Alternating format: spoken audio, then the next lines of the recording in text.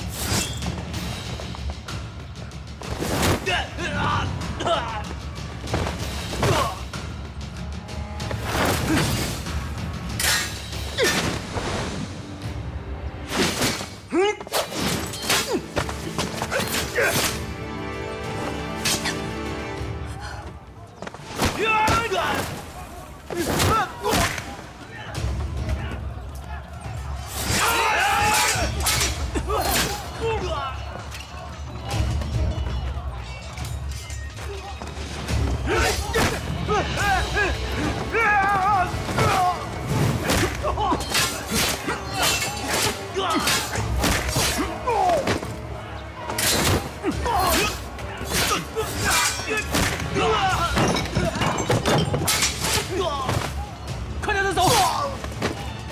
好，走。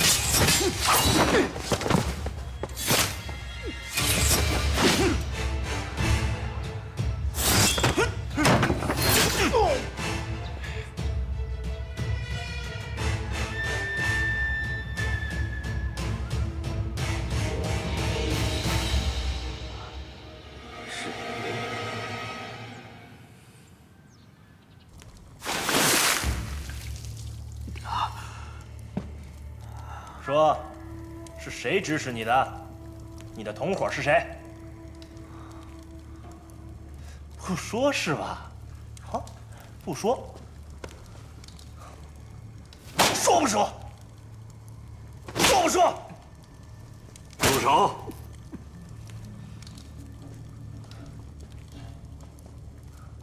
父亲，这小子一句话都不肯说。孩儿觉得此事和杨忠脱不了干系，不如把杨忠抓来一起审问得了。杨忠要杀我，会愚蠢到派自己的儿子来送死吗？我给你1天时间考虑清楚，告诉我刺客是谁。杨坚刺杀我的消息暂且不要泄露出去，只通知杨家便可。这回我与杨忠有的谈了。袁护，袁护，此事是我一人所为，与我家人无关，不许伤害他们。袁护，啊！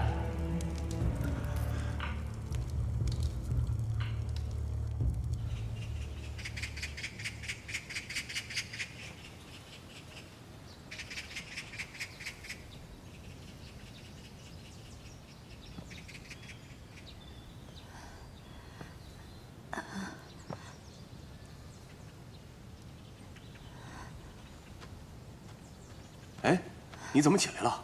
应该多休息才是啊。令尊一直夸你聪明，我倒是没有看出来。坐。你认识我父亲？你到底是谁？家父是前朝的商人，生意做得很大，却引起了当时刚做辅臣的宇文护的注意。他欲逼魏帝禅位，另立新国，急需大笔资金。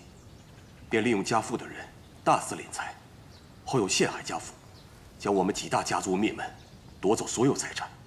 我能活下来，是令尊在暗中相助，并一直抚养我。你就是父亲说过的徐卓？正是在下。既然你和宇文护有仇，为何不去杀了他？报仇的方式有很多种，你却选择了一个让敌人最痛快的死法。我们要做的，是找到他的罪证，找到他私藏的钱财，将他与他的同党一网打尽。若现在杀了他，我们之前所做的一切，就全都白费了。像他这种人，就应该千刀万剐。令尊一直在调查他的罪证，被他发觉以后，才设局陷害了你全家。难道令尊未做完的事情，你就不想帮他做完吗？我明白，但一想到我满门遇害，我就心火难消。越大的仇恨，越要学会忍耐。此刻，你未必做得到，但你要先学会冷静。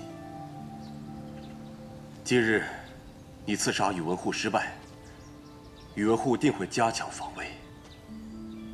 此外，今日救你的还有一人，他殿后掩护我们先走，但他一人势单力薄，很有可能已经落入宇文护的手中。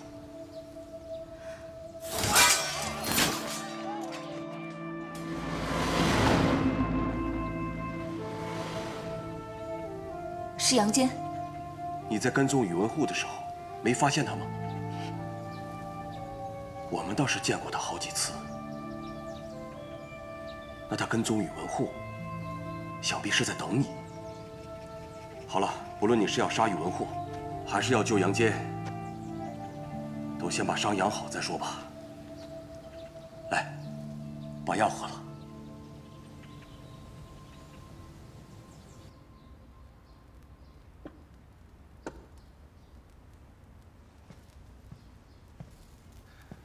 父亲，孩儿已派人通知了杨家，说杨坚刺杀父亲未遂，想必杨家现在已经乱成一团了。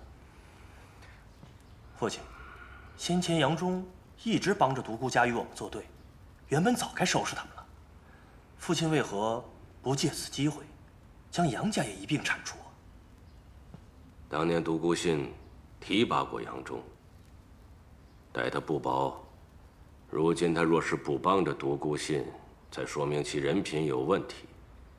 杨忠此人嘛，这次他大有用处，远比杀了他有用。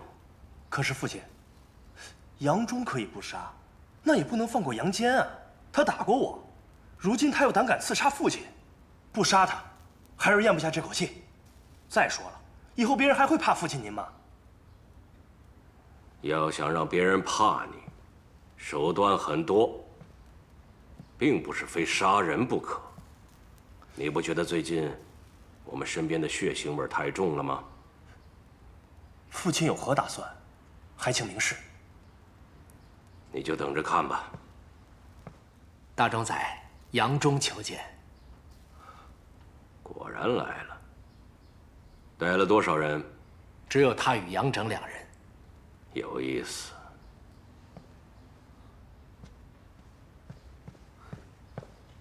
怎么通报了这么久？父亲，他们会不会耍什么花样？正儿，既来之，则安之。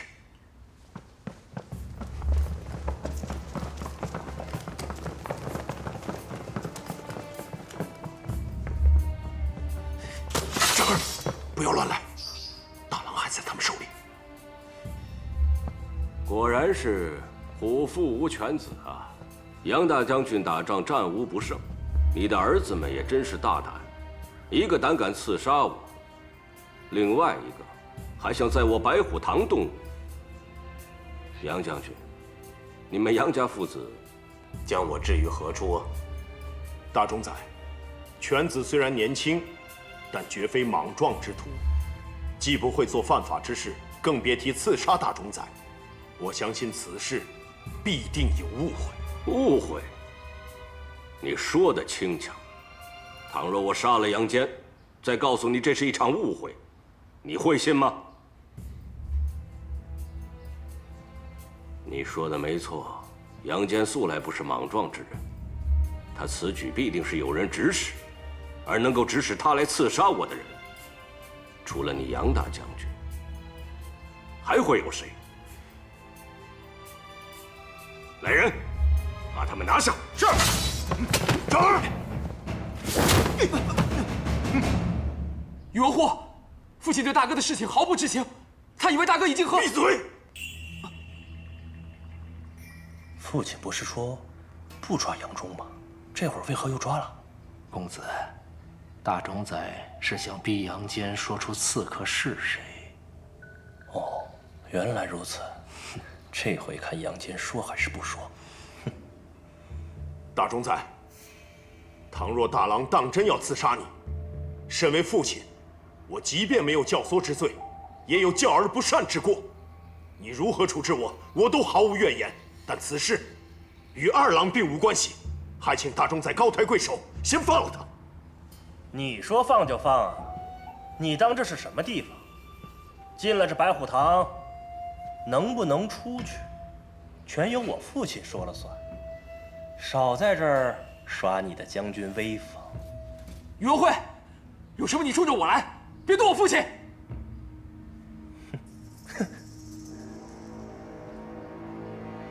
我动他怎么了？啊！我告诉你，本公子在这儿想动谁就动谁，还轮不到你在这儿指手画脚。我还动你了呢？怎么着？你起来打我呀！打我呀！打我呀！打呀！打！宇文护，打我呀！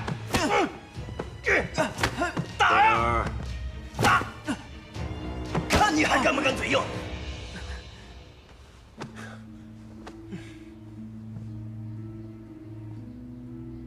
素闻杨将军教子有方，杨家的4位公子也个个是人中之龙。今日一见，果不其然。哼！只可惜呀，若是走错了路，落得个少年夭折的下场就不好了。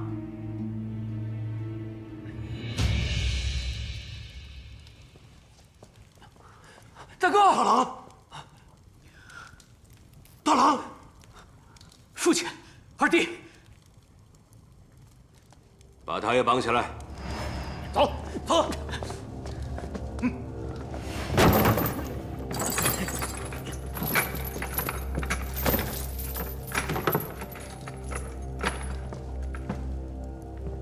说，到底是谁要刺杀我父亲？不知道。不知道是吧？给我打！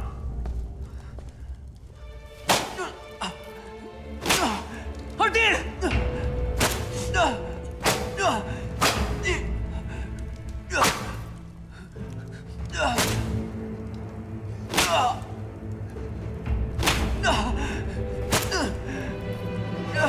不要打了！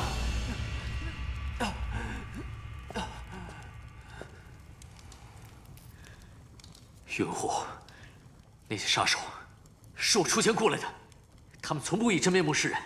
所以我也不知道他们的相貌和来历，而我这么做，只是为了要替独孤伽罗报仇。又是独孤伽罗，你对他还真是痴心一片呢。为了他，连性命都不要了。我跟独孤伽罗情定3生，为了他，我连死都不怕，我自然什么都敢做了。大哥，你可千万不能犯傻啊！你不能承认啊！大郎。你怎么这么傻呀？父亲，孩儿不孝，不能报答您对我的养育之恩，还望父亲能原谅孩儿。大哥，宇文护，该说的我已经说完了。我杨坚既然敢做，我就敢认。一人做事一人当，有什么你冲我来，我任凭你处置。好。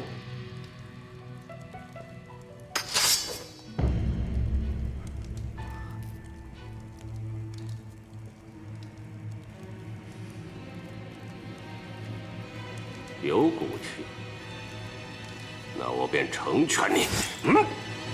宇文护，独孤伽罗他没有死，独孤伽罗根本没死，所以我大哥也不可能替他报仇，更不可能刺杀大冢宰，他是被冤枉的。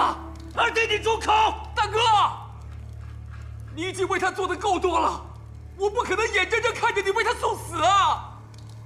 是独孤伽罗让你刺杀我的，对不对？不，没有。真是多情少年郎。既然如此，那我们来赌一赌，看看他是否会为了救你而献身。倘若他肯来，那我便放了杨家。宇文护，你好卑鄙！我这是给你，给杨家的机会。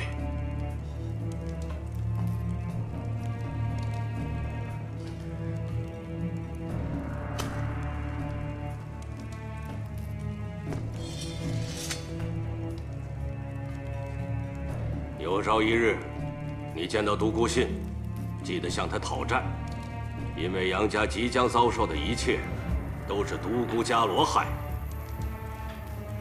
的。宇文护，宇文护，你给我回来！师傅要刺杀你！你杀了我，快！你杀了我呀！大郎，宇文护！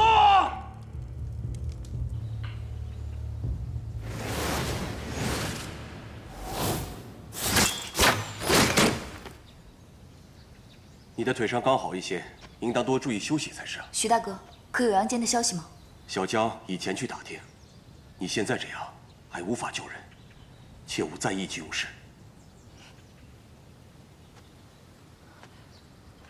徐大哥，徐大哥，不好了，那杨坚要被砍头了。你说杨坚怎么了？街上贴了告示，听闻杨坚被抓之后，死也不肯供出你来。孤儿宇文护欲以刺杀之罪将他斩首。隋国公为了救他，带着二公子杨长闯入晋国公府，也被关押起来了。终究是我连累了他。你别担心，杨坚为独孤家做了这么多，我不会坐视不管，定会想办法把他救出来。他明日就要被问斩了，除了去劫刑场，恐怕别无他法。即刻调集所有兄弟，商议明日的行动。好，我这就准备去。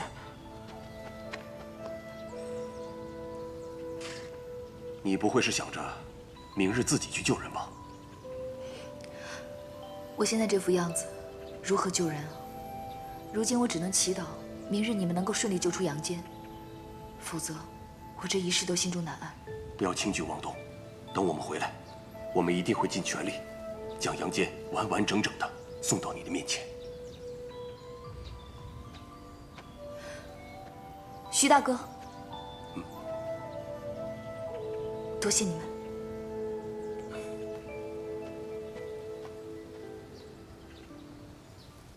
七公主，七公主，七公主，七公主，那边，还有那边，都好好找找。一个时辰之内，若是找不到七公主，你们每个人都得罚20大板。七公主，七公主，七公主，你还愣着做什么呀？你们也去找啊！是。七公主，七公主，这儿也没有。七公主，七公主，七公主，七公主，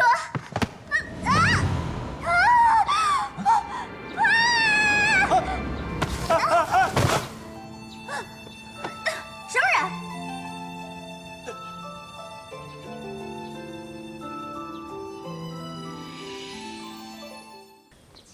七公主，七公主，七公主，七公主，是。七公主，七公主。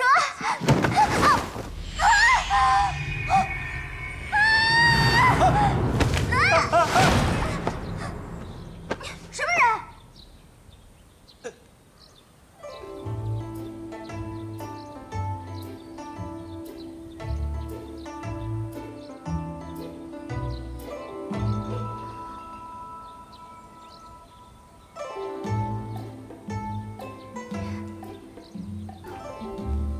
你没事吧？我没事。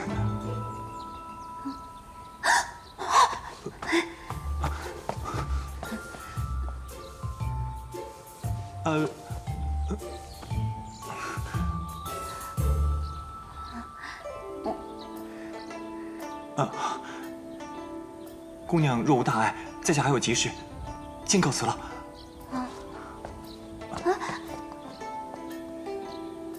公主，公主，七公主找到了，你看，那人是谁啊？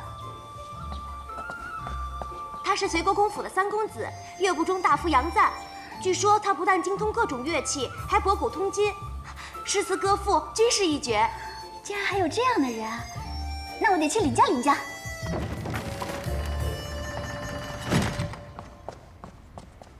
安陆公公，臣有事要求见天王。天王有旨，任何人不得打扰。人命关天，烦劳继续通报一声，杨赞有要事要求见。说了不行。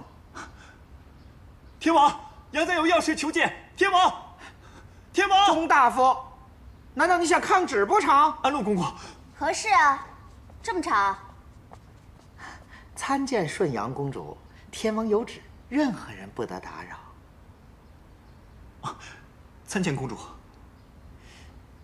免礼吧。你想见天王哥哥？臣有要事求见天王。让他进去。就连本公主的话也不行。公主也不例外。你，哎，公主，使不得，使不得！少废话，让他进去，否则我就死在你面前。公主的好意在下心领了，还望公主切莫伤了自己。杨公子，你放心，今日我一定让你见到天王哥哥。让他进去。要是本公主有什么闪失，看你如何跟天王交代。公主，身体要紧，先把刀放下。小人也是奉旨行事，职责所在。少废话，到底让进还是不让进？难为小人啊！公主，参见顺阳公主，天王有请。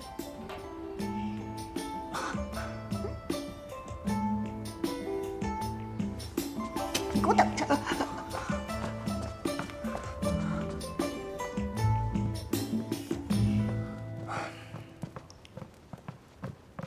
珠儿，你又在闹什么呀？参见天王。天王哥哥，朕正在批阅奏章，便听见你在外面吵吵嚷嚷，是为何呀？还不是为了他呀！求天王救救杨家。起来说话。今日晋国公府来人通报，说大哥刺杀大冢宰未遂而被抓。父亲不信大哥会做出此等事，便带着二哥去晋国公府，想要一问究竟。谁知这一去便再没出来。方才大冢宰又贴出告示，说明日要叫我大哥问斩。天王，我大哥是被冤枉的，父亲和二哥更是无妄之灾，臣无计可施，只好来求天王救救杨家。这杨坚也在宫中任职，他为人如何，朕自然清楚。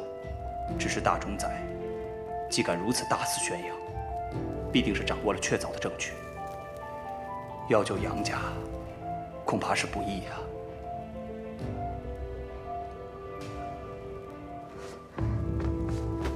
天王，大冢宰虽然平日里管的事多了些，但他毕竟是你的堂兄弟，定不会为难你的。况且你是天王，你说的话他总不敢不听吧？珠儿也请天王前去救救杨家。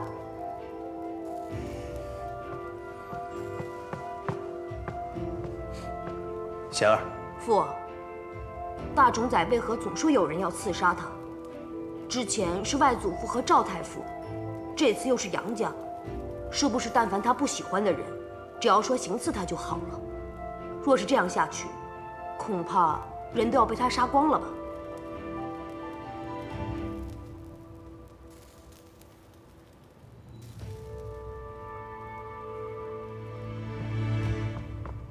天王驾到！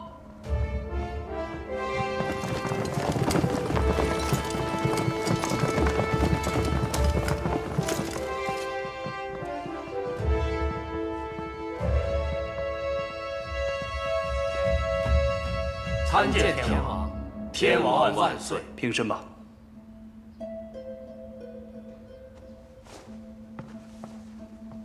天王，你来我府上，所谓何事？朕突然前来，是有要事，想与大冢宰单独聊聊。你们去外面候着。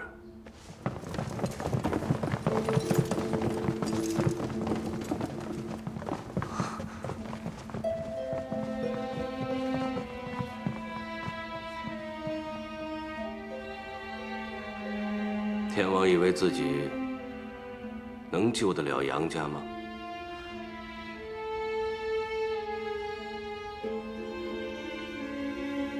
这是何意？请大冢宰收下玉玺。又来这一套。朕是真心想让大冢宰来做天王，朕无能，不想眼睁睁地看着朝廷重臣个个死于非命。大冢宰若肯收手，朕愿意禅位。天王当我宇文护是什么人？太祖对我有恩，我怎会夺他儿子的王位？我若是有这个心思，当初何须服谒你们兄弟？你以为我是铲除异己？若非他们欲夺我性命在先，我又怎会出手惩治？我一心为大周，却屡遭他人谋害，难道还要等到刀架在脖子上才反击吗？大冢宰可曾想过自己为何会成为众矢之的吗？不过是嫉妒使然。任何人身居大冢宰之位，都会遭人谋算。既然臣在其位，便有权自行处置。天王想用玉玺来换罪臣之命，简直是荒唐。这是对臣的侮辱，也是对王位的侮辱。天王还是回宫去吧，做好自己分内之事，其他的无需操心。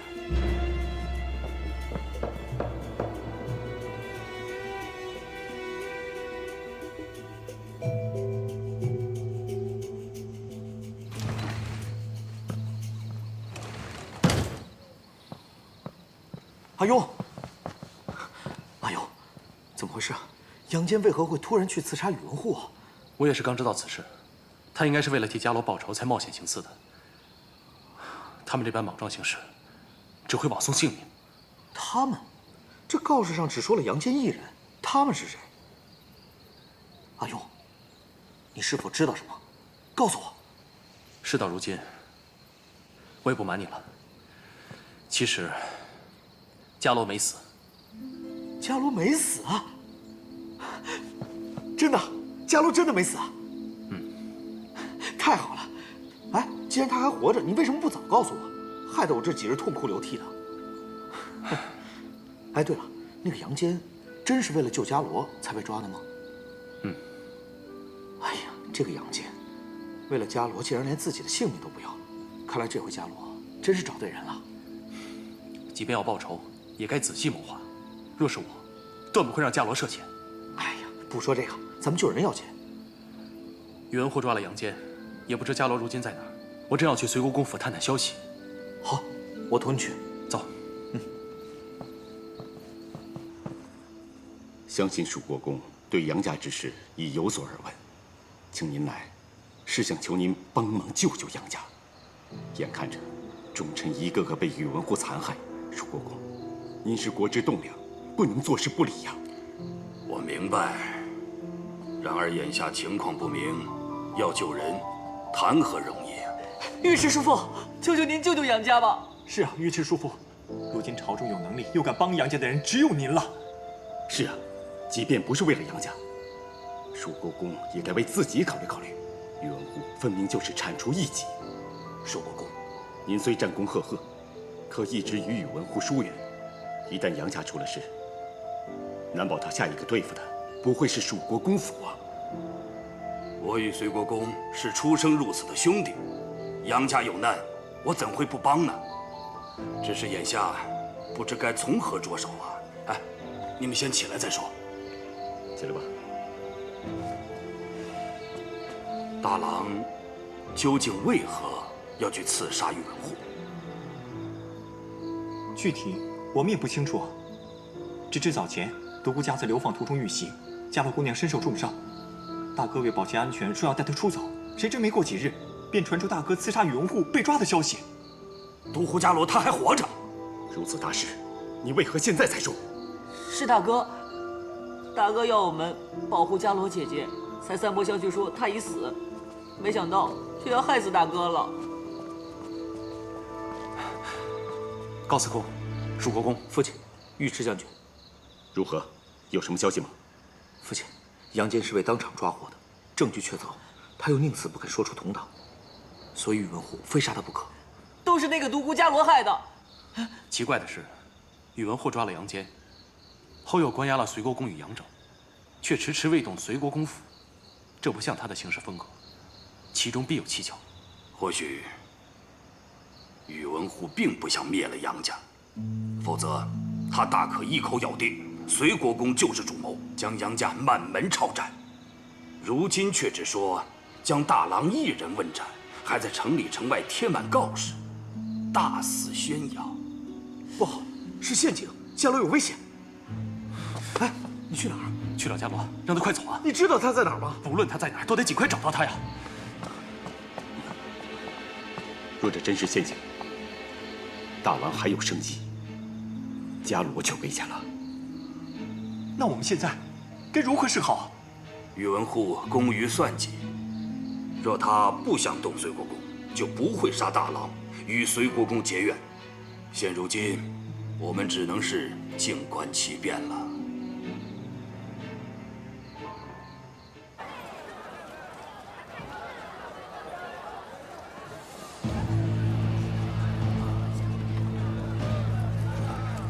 这么多人，我们分头找吧，一定要在晴晴之前找到伽罗。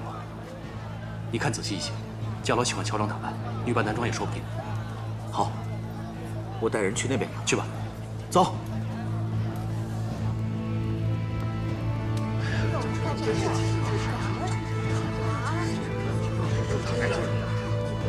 是呀，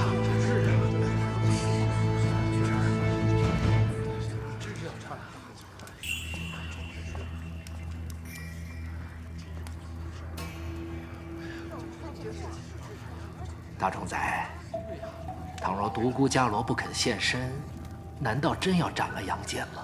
人死了就没有利用价值了，杨坚还得留着，与杨忠做交易。杨忠爱子心切，大冢仔要什么，他都不敢不给。可杨坚一旦被押上刑场，独孤伽罗若不现身，该如何收场啊？那还不容易。就说此案有疑点，需重新再审，我会让惠儿带着新证人候着。到时我便宣布重审，再给杨忠最后的机会。若他不珍惜，那便只能让他白发人送黑发人了。如若他再不识抬举，他们杨家便将成为第二个独孤家。而倘若独孤伽罗现身，便可送他到地下与独孤信相聚。届时大冢仔与杨忠的交易仍可继续。大冢仔高明。带杨家父子带上来。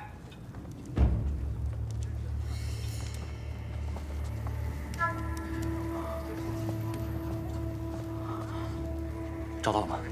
没有，男的女的都找过了，一个相似的都没有。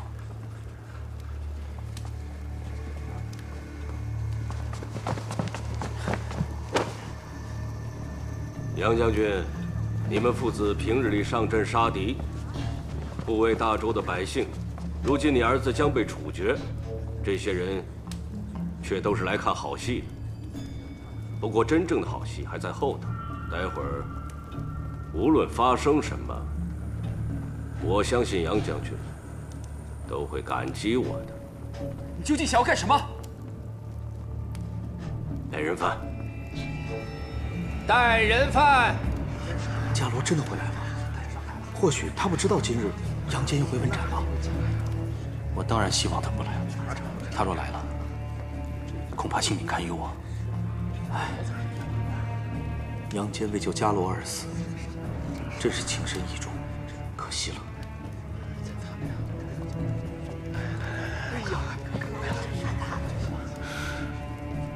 大哥，大郎。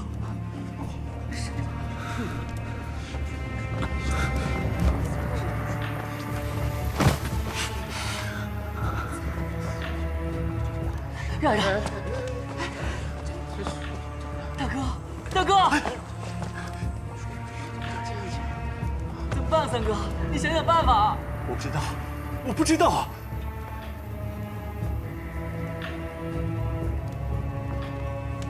父亲，二哥，二哥。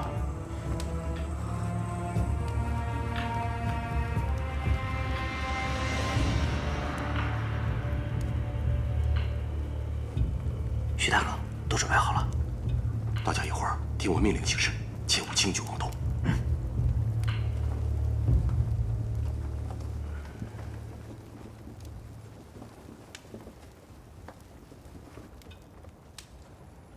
时辰已到，行刑。是，行刑。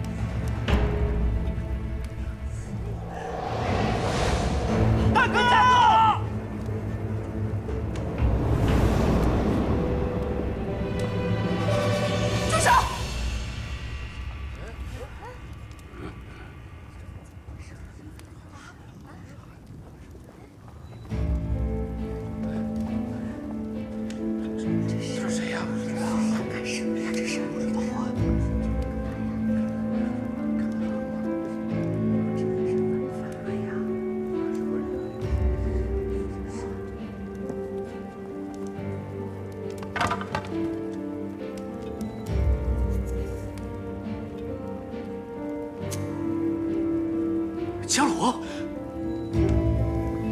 你来做什么？走啊！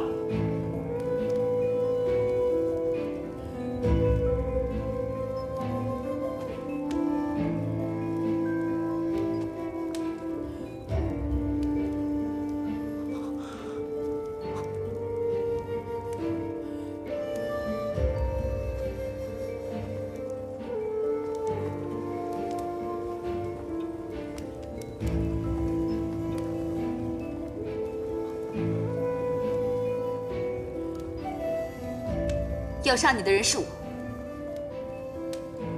不是杨坚。放了他！不要相信他的话，刺杀你的人是我，与他无关。你疯了！走啊！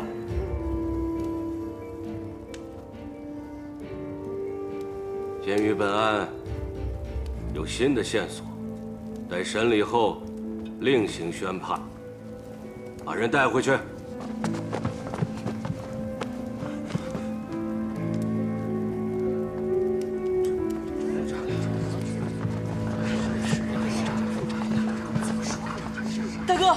二哥，这宇文护到底什么意思啊？要救伽罗，只能从长计议了。派些人盯紧金国公府。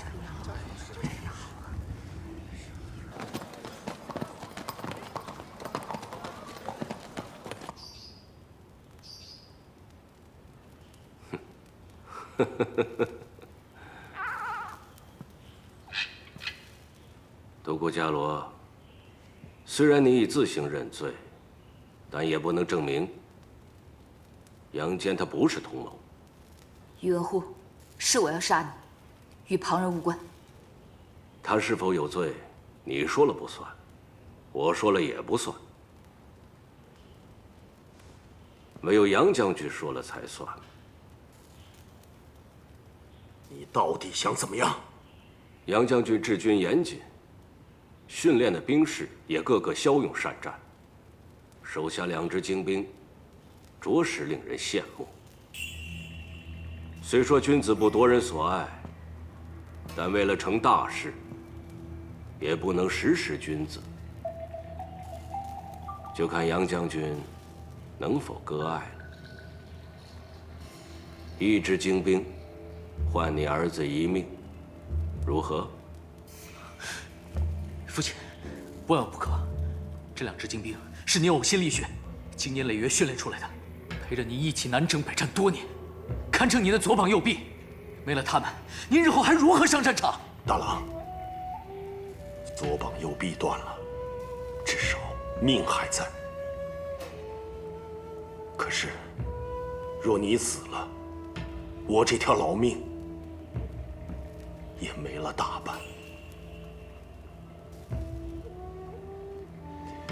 好，我答应你，精兵可以交给你，不过我也有个条件。什么条件？放了伽罗。哼，不可能。独孤伽罗刺杀我，证据确凿。再说，我怎能让一个独孤家的余孽活在世上？杨叔父，您不用求他。伽罗既然赶来，便已经做好了赴死的准备。只是，连累杨家上下，伽罗深感愧疚。伽罗，大郎为了你，性命都可以不顾。我是他的父亲，心里怎会不明白？你放心，我定会保你一命。宇文护，你既然想要我手下精兵，我可以全部交给你。2支精兵换2个孩子的性命，如何？你失去了这2支精兵，就如同一只断了翅膀的老鹰，而你这个柱国大将军，也是徒有其表了。这个我心里自然比大冢宰更清楚。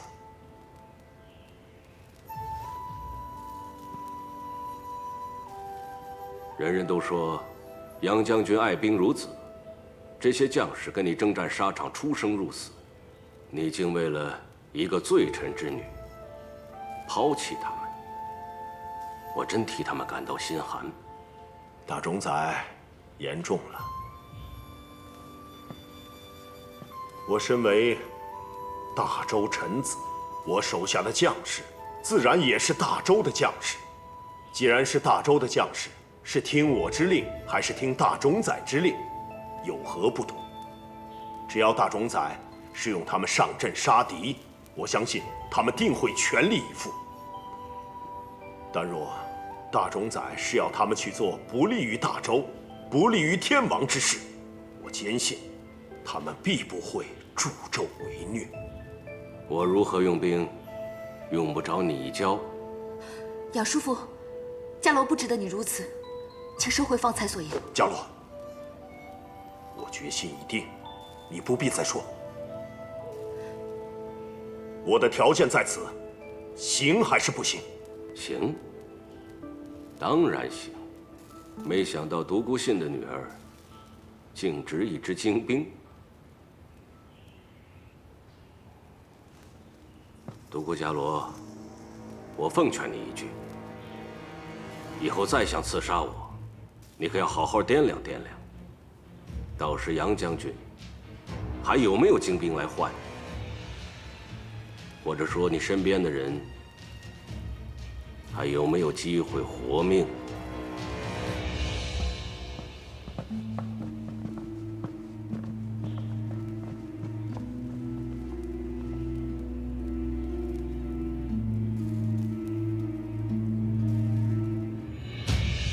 宇文护不要天王的玉玺，却要杨将军的精兵，其野心之大，心计之深，真是不一般呐。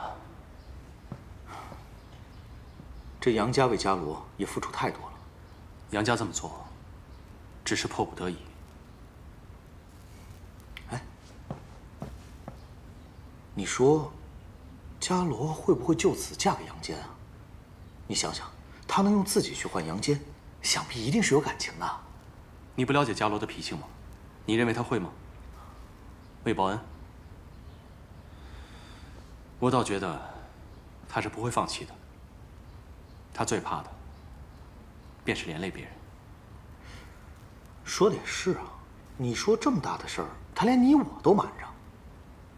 这就叫做当局者迷，旁观者清啊。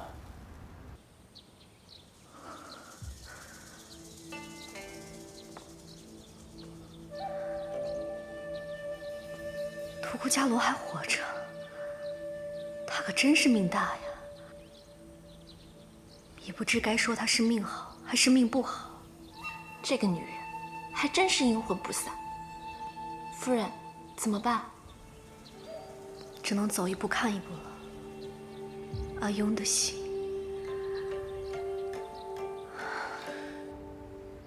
没事吧？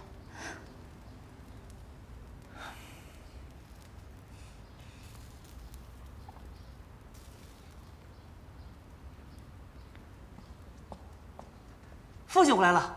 嗯。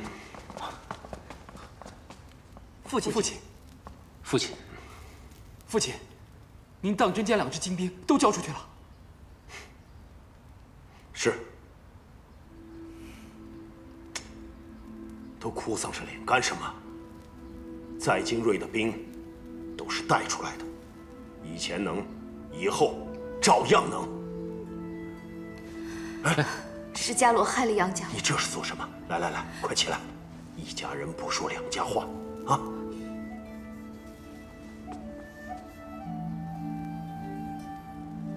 父亲，您说一家人是什么意思啊？聘礼都下了，人家伽罗早就是我们杨家半个媳妇了，择日将婚礼一办，她就是你们的大嫂了。她差点害死了大哥，还害您丢了兵权，难道您还要让大哥娶她吗？你不要胡说！我哪有胡说呀？你和二哥都是伤痕累累的，你再看看他。住口！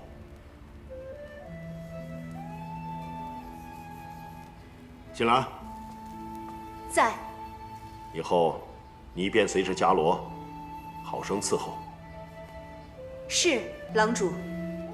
伽罗，你不要想太多，以后我们便是你的亲人。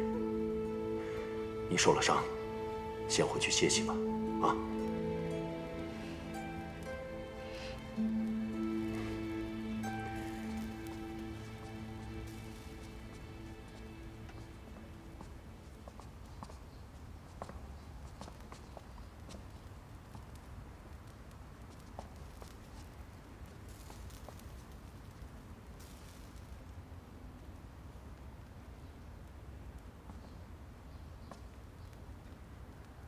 你们2个的想法，也与阿爽一样吗？伽罗在刑场冒死救大哥，确实让人感动。可这一切，都是他造成的。若他继续留在这里，不知宇文护以后还会如何对付杨家。如今父亲连兵权都给了宇文护，我们日后还拿什么与之抗衡？三弟，三哥说的对，父亲倾注了多少心血，就这么白白送给了宇文护，大哥你能甘心吗？够了，到此为止吧。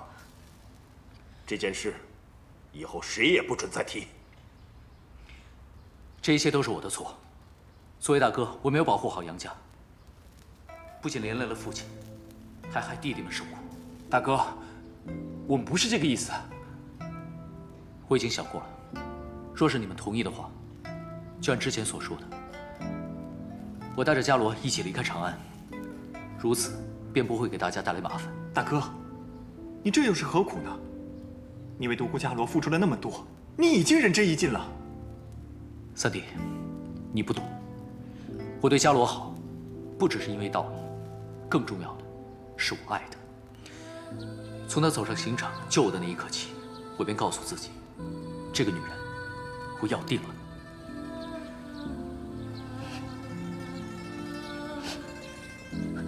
父亲，此生此世，我非伽罗不娶，还望父亲成全。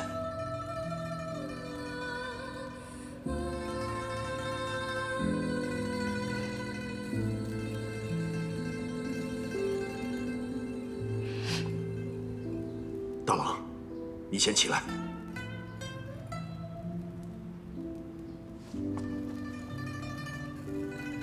你对伽罗用情至深，父亲早已明白。否则，我也不会不惜一切的去救她。魏国公教的好女儿，伽罗确实是个有情有义的好姑娘。你若能娶到她，是你的福气。父亲也希望我们杨家有这样一位好长媳。虽然我们杨家眼下身处逆境，但这都是暂时的。只要我们上下齐心，何愁没有翻身之日？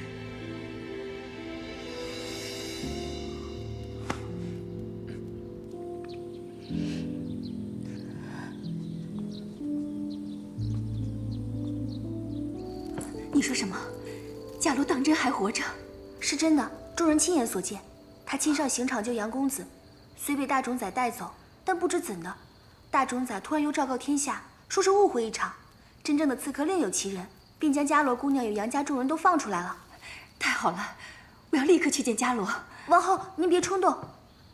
大冢仔逼天王将您禁闭佛堂3月，您此时若是贸然出去，恐怕又要落人口实了。伽罗姑娘现在杨家，大概很快便会成亲吧，应该不会有事的。你说的是，是我心急了。既然伽罗平安无事，早晚会见到的。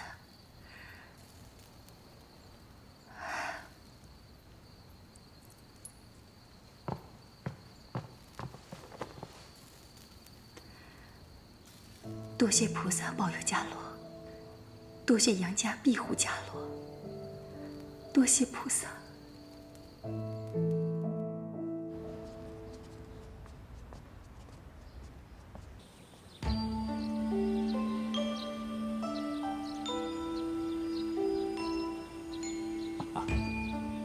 你们几个把这首重新演练一遍。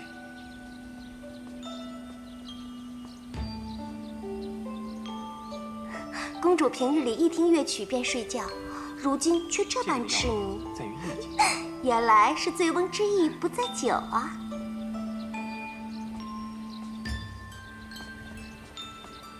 公主驾到！参见公主。免礼。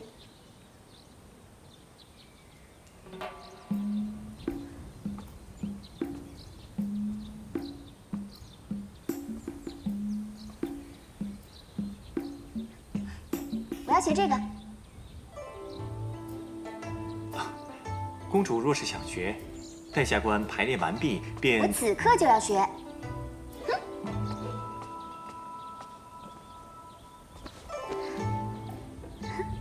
公主，下官先向您讲解一下，这琴是。不必了，只听不练就如纸上谈兵，何年何月才能学会？我要你手把手教我。可是，公主，我哪有什么可是啊？教便是教，不教便是不教，爽快利落。你就说你是教还是不教？公主要学，下官自然是会教的。那便开始吧。好，公主，这右手。我不是叫你手把手教我吗？手把手。公主，手指略微弯曲。像这样吗？手腕需下压，小指需上翘。小指往上翘。对，就是这样。然后要心平气和。是不是这样？啊，那只手要这样。就这样，轻轻地放在上面。这样就对了。然后弹奏之前，心里要先想着曲子。你的左手和右手。之前我总是不喜欢这些叮叮当当的声音，如今自己弹奏起来，竟是如此美妙。你说，你我二人是不是相遇的太晚了呀？是。啊，不是，不是。哎，我看你年纪也不小了，你为何还未娶亲？下官家中排行第3，两位哥哥尚未娶亲，下官又何须着急呢？谁说哥哥未娶亲，弟弟便不能娶亲的？何必拘泥于这些压根不成文的规矩？公主教训的是。我不是在教训你，我是在教你。对了，你喜欢什么样的女子啊？长安城内的名门闺秀我都认识，不如我介绍一个给你，你有何要求？下官先谢过公主了。其实并无特殊要求，合眼缘便好。若是温柔体贴、贤良淑德，那便更好了。我说介绍，你还真接受？公主，不过要说起温柔贤惠，不是本公主自诩，本公主若说第二，便无人敢说自己第一，是吧，宝莲？是，公主是全天下最温柔贤惠的女子了。哎，你看啊，我们既能一起抚琴，又如此聊得来，这便是合眼缘了，多符合呀！公主，这玩笑可开不得，下官不敢与公主合眼缘。你只需要说是合还是不合便是，有什么不敢的？下官府中还有事，得赶紧回去了。公主，你就送到这儿吧，下官先告退了。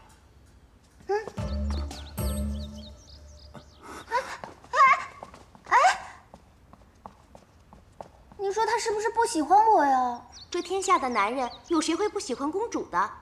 他定是受宠若惊，慌不择路呢。公主，你看他与公主你在一起时，又紧张又害羞，这不是喜欢是什么？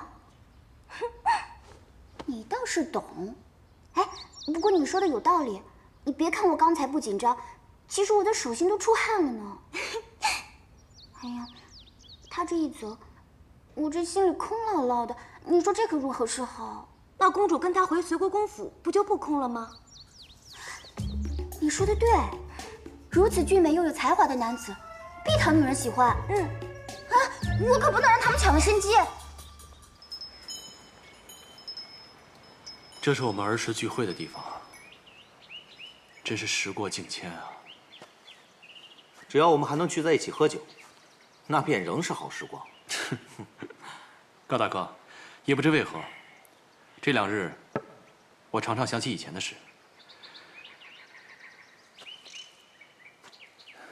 那时候我们在太学念书，伽罗是个女孩子。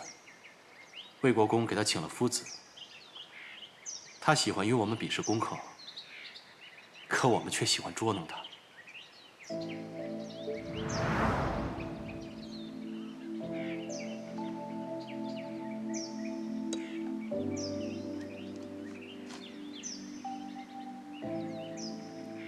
伽罗，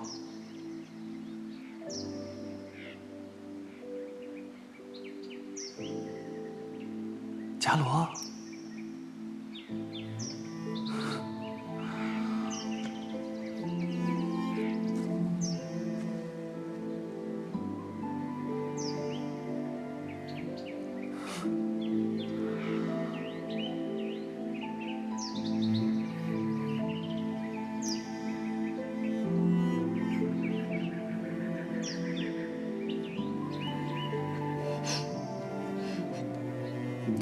在干什么？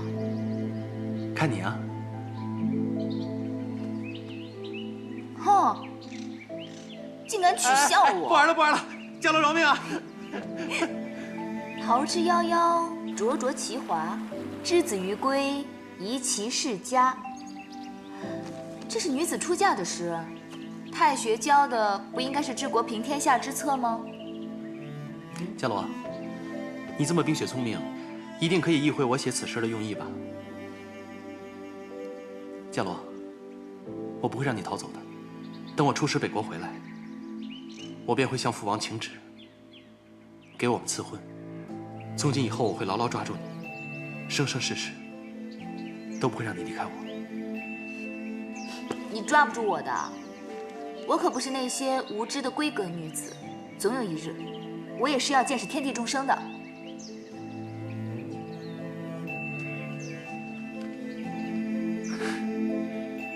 那个时候，年少不知愁，只盼日日见他笑啊！哎，伽罗，既然来了，为何急着要走啊？你们找我来，所为何事？来，坐。伽罗，是我让高大哥瞒着你的。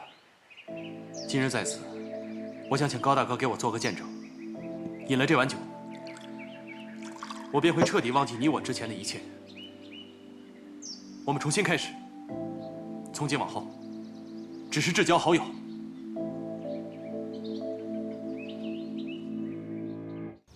是我让高大哥瞒着你的。今日在此，我想请高大哥给我做个见证。饮了这碗酒，我便会彻底忘记你我之前的一切。我们重新开始。从今往后，只是至交好友。好。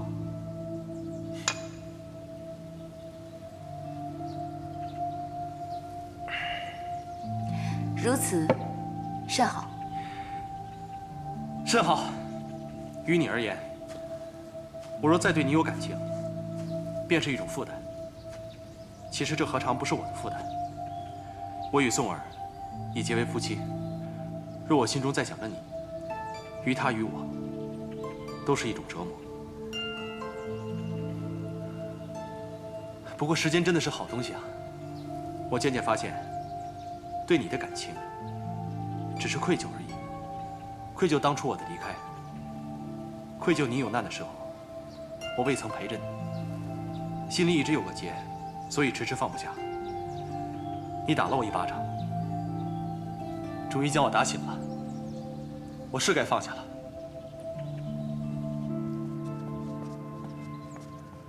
什么？你要嫁给杨赞？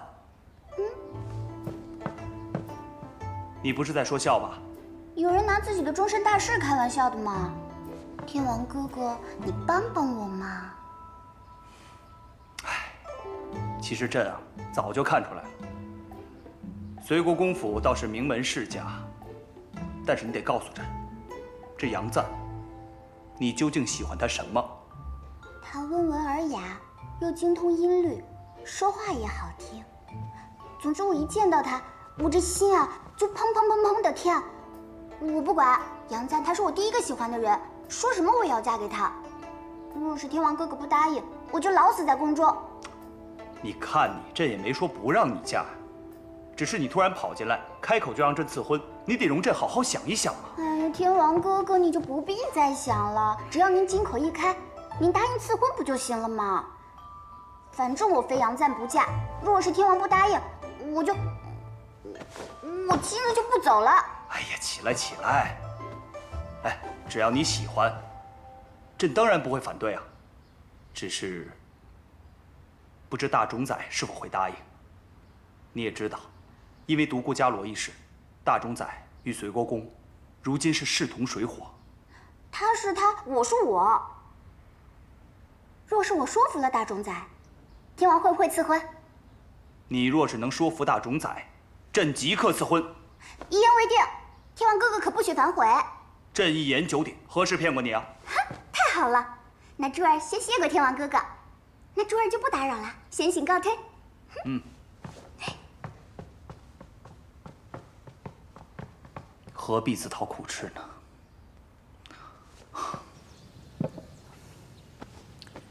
伽罗啊，今后你打算何去何从啊？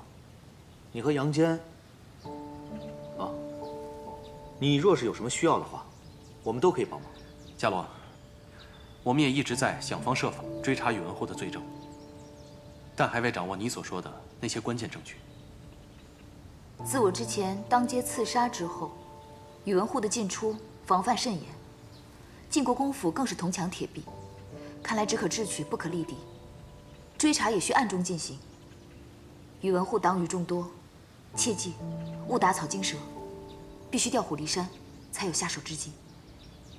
最近听闻宇文慧自接手了杨将军的精兵后，气焰嚣张，他为扩建别院，强占民田，致使那一带的百姓流离失所。宇文慧，他真是长安一霸，向来仗势欺人。上次强抢民女已被我们教训过了，如今越来越无法无天了。伽罗，你若有什么想法，我们大可从长计议，不要再孤身犯险。铲除宇文护，那不是你一人之事。我们皆为天王臣子，理应为大众拨乱反正。对，宇文护欺君罔上，为祸于民。如今精兵在手，往后他想做的事，更无人敢拦。长此以往，忠臣良将难逃厄运，大周朝纲尽毁，百姓必苦不堪言。不去庆父，鲁难危矣。除恶不尽，贻害无穷。乱臣贼子，得而诛之。伽罗，你这是答应了，不可再擅自行动。天理昭彰总有时，善恶必报终有期。天色不早了，我该走了。好，我们改日再聚。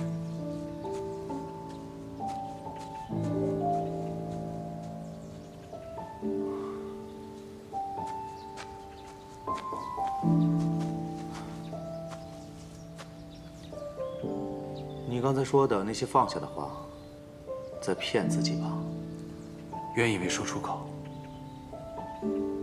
便真的能放下，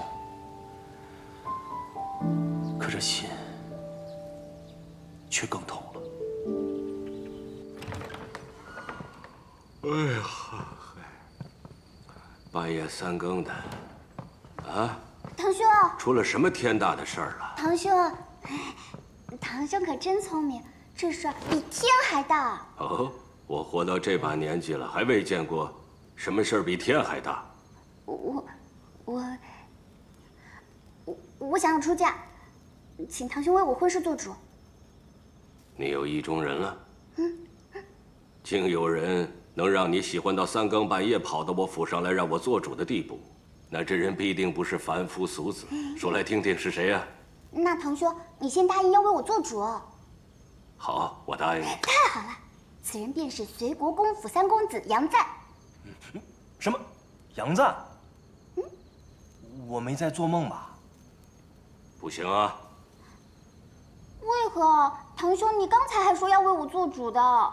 我的意思是，下嫁给那杨家太委屈公主了。公主若是想出阁，我定会给你找个人中之龙，那才配得上我大周公主之尊。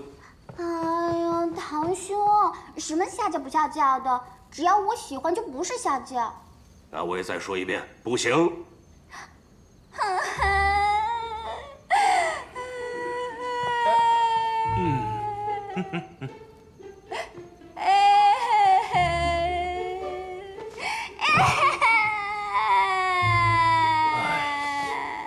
若是父王还活着，他定会依着我。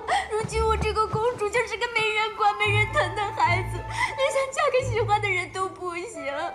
堂兄，堂兄，堂兄，我知道你最疼我了，所以我才来找你做主的嘛。你嫁谁都行，唯独杨家不行。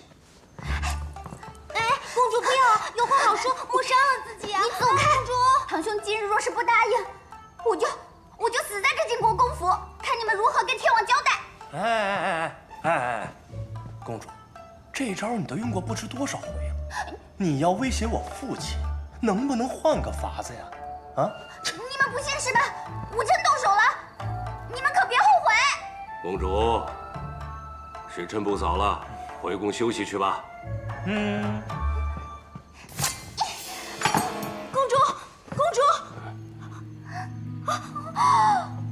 公主，你不要吓奴婢啊！公主，哎，公主，父亲，这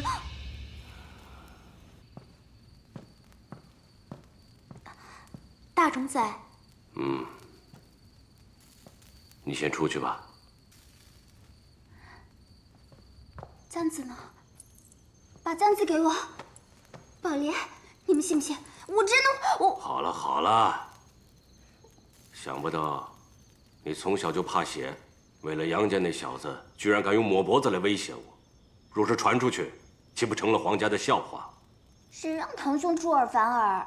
你当真喜欢杨赞？当然了，我脖子都磨了，那还能有假？若你执意想嫁给他，也并非不可。真的？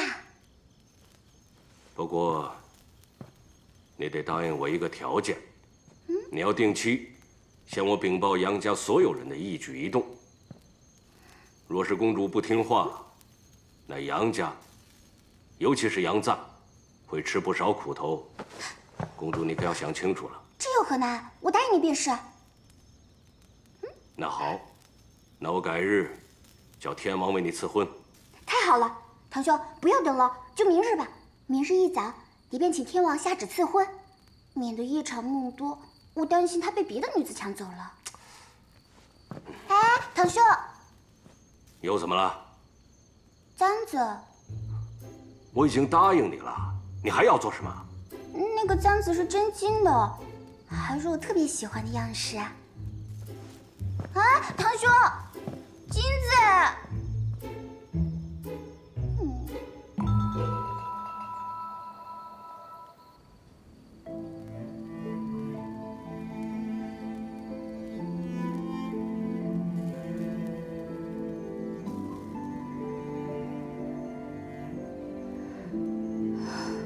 宇文护，都是因为你，你害了所有人。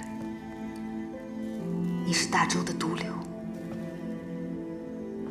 唯有除了你，才能还杨家兵权，才能让天王掌权，还天下太平。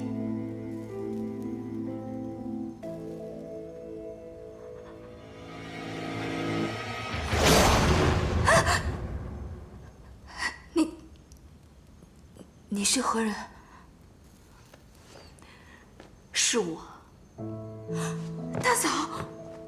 大嫂，你没死，你还活着。伽罗，我没想到你也在这儿。大嫂，你的脸……不对，我明明见你身受重伤，我亲眼看到你跌落悬崖的。你是如何活下来的？当日坠崖，我也以为自己必死无疑，谁知命大，摔断了腿，昏厥过去。幸好有猎户救了我，才捡回了这条命。和命相比，脸又算得了什么？碎石锋利，怎可能完好？等我能起身走动的时候，再回去找你们。已过了很多时日。我只看到了墓碑，还以为你们都……我没有去处，也不能见人，只想回来这里看一看。伽罗，真是万幸，你还活着。父亲、母亲，还有你大哥，在天之灵，总算安慰。大嫂，你受苦了。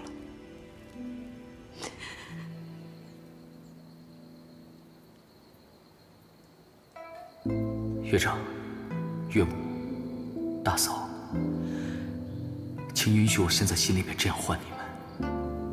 父亲已经答应让我娶伽罗为妻，从今往后我会待她好，我一定会替你们报仇，铲除宇文护。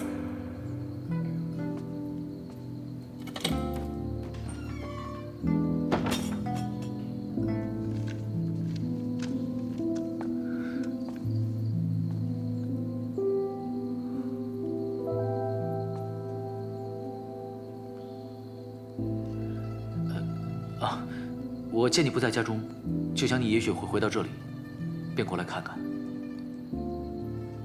是，我想家了，所以回来看看。虽然我的家人都已离开，但只要回到这里，就还能感受到他们的存在。伽罗，若是你愿意的话，我想给你一个新的家。你知道家是什么吗？家是这世上最温暖的牵挂。有家可回，有父母在，才是人生在世最大的福气。伽罗，你知不知道，其实在我心里，我早已将你当作是我的家人。我想陪你一起走完这余生。杨家为了我，已卷入灾祸之中。你若是要保护我，那受伤害的便会是杨家。你忘了我吗？去找一个门当户对之人，安稳地过完你的一生。我问你，若我真的娶了别人，你会安心吗？可是眼前的路太难走了，我想一个人走完。你一个人走，我不放心。既然夜那么黑，你何必独行？既然路那么长，你为何不让我陪着你一起走完它？杨家以为我牺牲了太多太多，我不能再拖累你。苍天不仁，我人生残破，早已没有机会。杨姐，你听清楚，我祈愿你这一生平平安安，我不要把你也拖进这深不见底的漩涡中，因为我身在其中，深知其苦，我不愿你同我一起受苦。佳罗，为了你，我什么苦都愿意受。你给我一个机会，让我在你身旁，为你遮风挡雨，好吗？你的好，会是我人生路上恒久的明灯。可惜造化弄人，我不想再亏欠你。你回去吧。佳罗，你让我静一静。我只要你记住，无论发生什么事情，我都陪在你身边。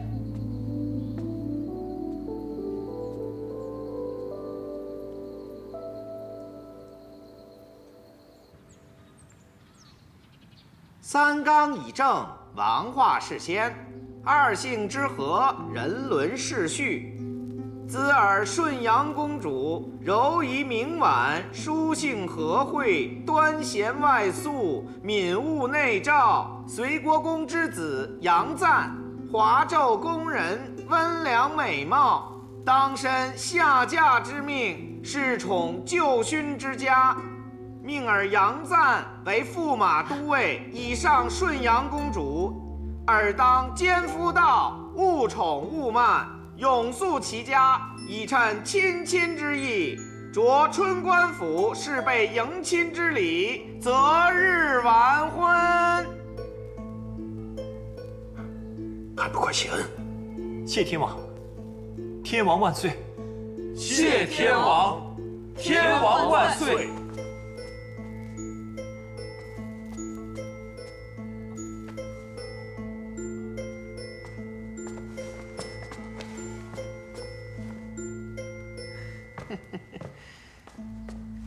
恭喜呀，隋国公！有劳内官这么早来宣旨。哎呦，不早了，比起公主啊，我真不算早。那我便回宫复旨了。请内官慢走。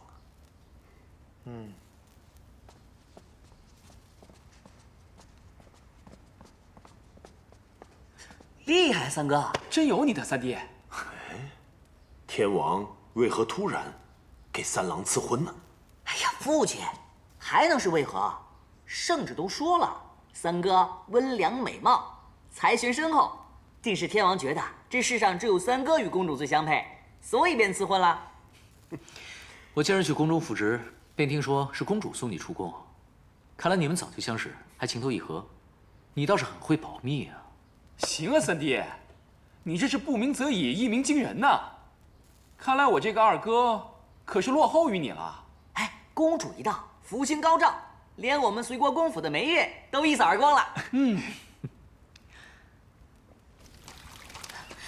大嫂，街上还有一些百姓，真是可怜。我们这荒废着，就让他们进来避一避吧。不过我们的粮食也只有这么多，能救济多少算多少。谢谢。大嫂，你心地善良，谢谢。母亲若是还在，也会如此施粥的。谢谢。都是宇文护一门恶霸，为一己私欲强占民田，害这些百姓无家可归。谢谢姑娘，你们真是好人呐，肯收留我们，给我们粥喝。是啊，谢谢。不必客气，不必客气。那些有权有势的人就会欺负我们，还霸占了我们家的田，这让我们以后如何过活呀？是啊，我大哥要去告官，可那人说他就是官就是法，还说什么那一片本就是无主荒田，是奉了旨赏给王公大臣的。我大哥还被宇文会那几个穷凶极恶的手下给打死了。是啊，是啊，都欺负我们，我们怎么活呀？那宇文护在接手我2支精兵之后，居然将他们打散，发派到各个州郡去。大多数将士不愿意离开长安，于是双方便起了口诀之争。有几个士兵，兴许是言语冲动了一些，竟被那暴怒的宇文会活活给打死了。是我将他们送到宇文护手中去的，我对不住他们。方才有2个老部下来找我，说他们已决意刺杀宇文会，为他们的同胞兄弟报仇。我劝他们万万不能鲁莽，即便真要动手，也一定要择机而动。唉，大郎啊，为父身为将军，必须对那数千将士的性命负责。如今形势已容不得我心慈手软。那宇文护若是想要动我，我可以隐忍，但他绝不该伤我将士。与其坐以待毙，不如先发制人。来，拿着。谢谢。谢谢恩人，谢谢。给，快吃吧。给，谢谢，多谢。那，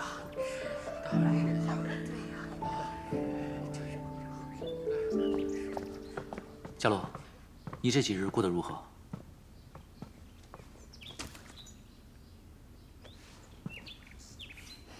你怎么如此固执？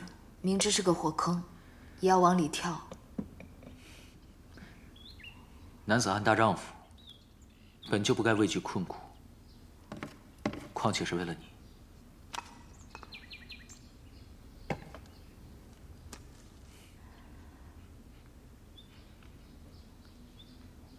你最近瘦了，要好好照顾自己。哎，佳洛，为何有那么多难民在此啊？他们都是受宇文会迫害、流离失所的百姓，暂避在此。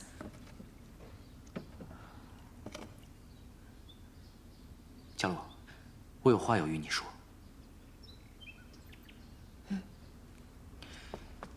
宇文护已将2支精兵据为己有，宇文会更在军中无故杀人。他杀的可都是我大周的将士，所以父亲已经决定要对其动手。你们要杀宇文护父子？为民除害，替天行道吧。那好，不过你们杀宇文护的行动，我要参与。你们有什么计划？我已经得知，公主和3弟成亲之日已定，但当日宇文护并不会出席。可若是你我也在同一日成亲，并给宇文护送去请柬，以宇文护那般多疑的性格，我想他大有可能会来一探究竟。到时我们在魏国公府大摆宴席，宴请相邻，我上门迎亲，再邀其过府观礼，在前往隋国公府的路上。不行，万万不可！若以婚礼引宇文护入瓮，那实在太冒险了。佳洛，其实我已经想好对策，我绝对不会让我那年迈的父亲与3个弟弟身陷险境。刺杀宇文护的行动，由我一人来做，我定不会将火引至隋国公府。杨坚，我问你，你是想要报仇，还是想与我成亲？暂时成亲。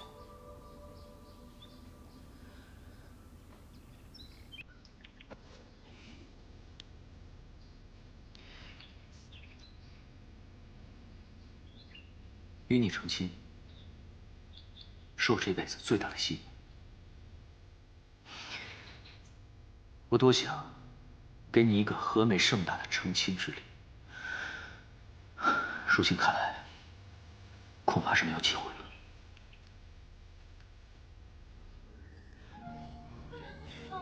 佳罗，你是否愿意嫁给我？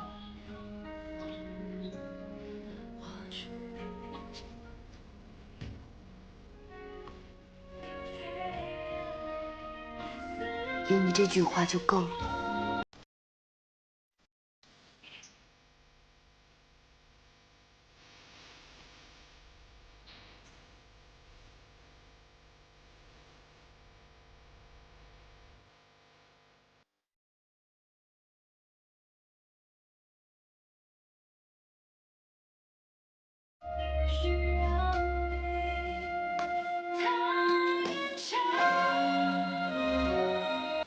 佳罗，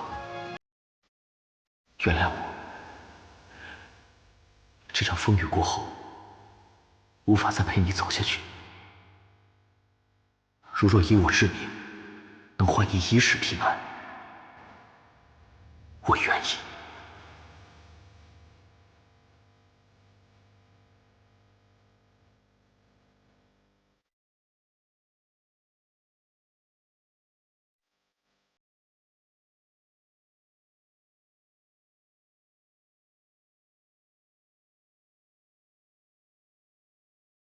杨戬，不敢拥有，只因害怕失去。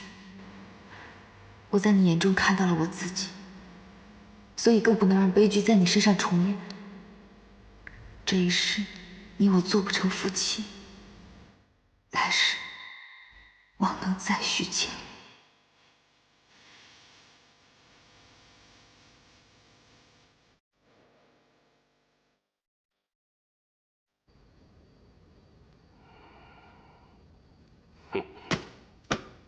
父亲，父亲，父亲，气死我了！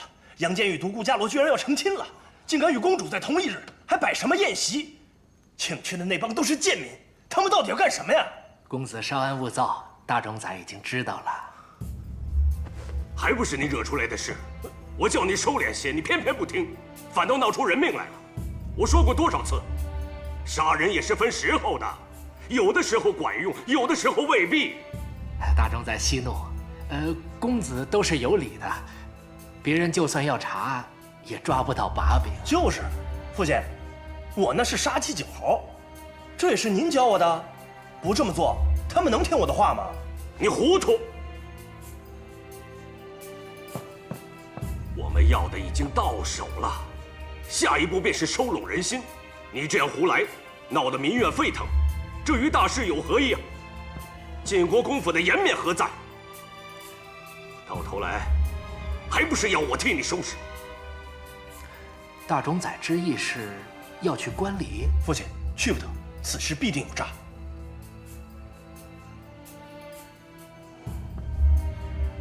我堂堂大冢宰，连天王都不放在眼里，岂会怕他们？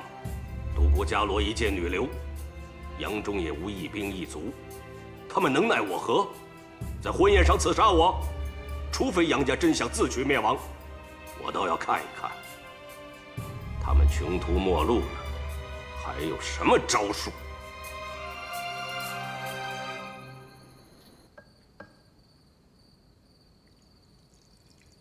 徐大哥，明日迎亲，父亲定会以为我们将在青庐行礼后再动手，而我，则打算以为公主和我们证婚做借口。 在宇文护前去随国公府的路上，便采取行动。所以，还请徐大哥沿路安排好一切人手，做好准备。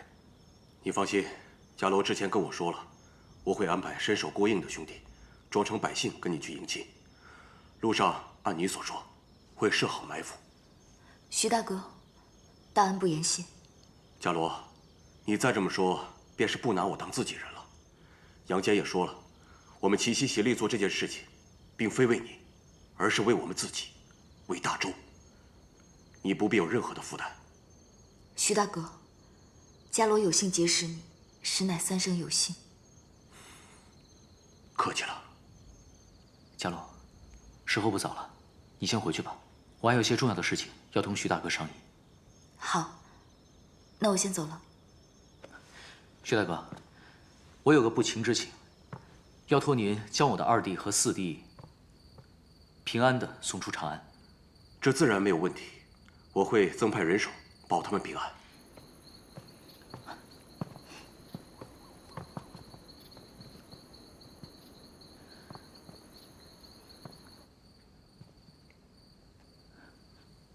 薛大哥，其实我另有一事相托。但说无妨，我必定尽力。此次行动，我最放心不下的便是伽罗。你的意思是？还请徐大哥，明日务必保护伽罗，定要在迎亲的途中便将伽罗打晕，并将其送出城。之后的事情，一切就交给我。杨戬，你是否想过后果？若伽罗知道了，他会终生不安。我答应过魏国公，还有伽罗的大哥，一定会护他周全。但他的脾气秉性你也知道，一旦他决定的事情，我们根本无法阻拦。我不得已才出此下策。魏国公与我有大恩，我自当护卫伽罗。好，我答应你。徐大哥，你对在下的恩情，来世必定结草先还以报。薛大哥，那我就先告辞了。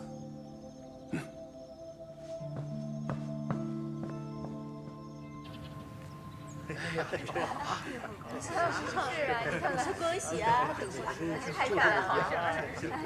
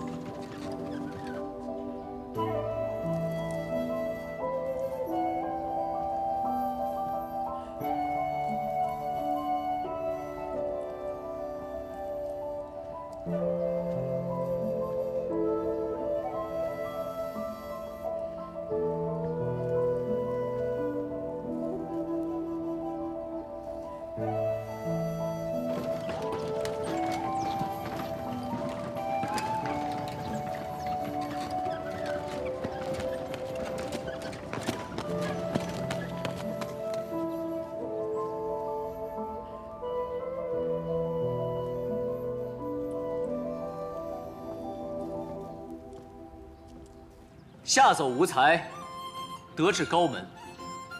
窈窕淑女，君子好逑。请君下马来，缓缓便商量。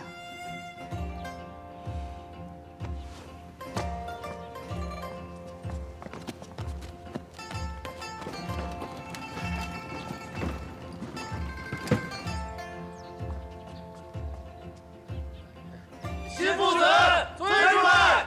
新父子，催出来！门额常时在，女士暂来客。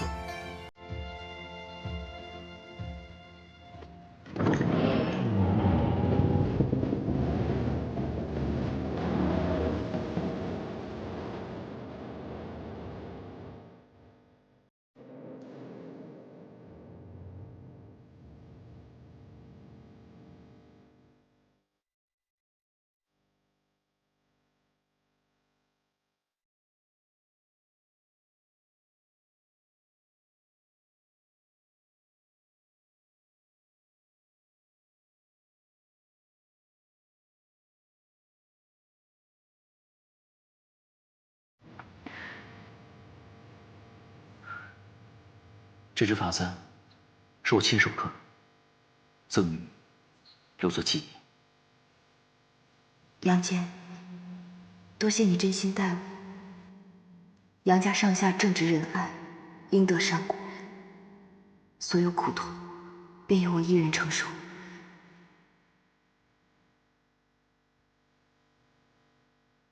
真好看，我很喜欢。你喜欢就好。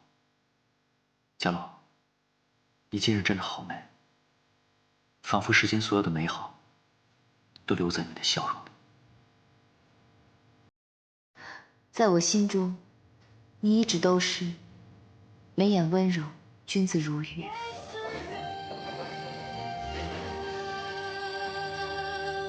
王后驾到！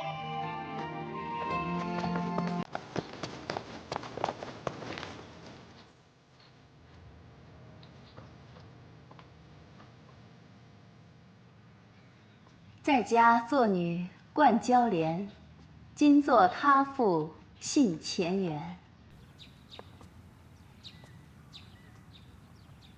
姐姐，你怎么来了？我甚是想念你，早就想来看你。今日你出嫁，我是你姐姐，怎能不来？可是，你不是被禁闭佛堂吗？不要紧，无论如何我都要来。我怎能让我的亲妹妹一个人出嫁呢？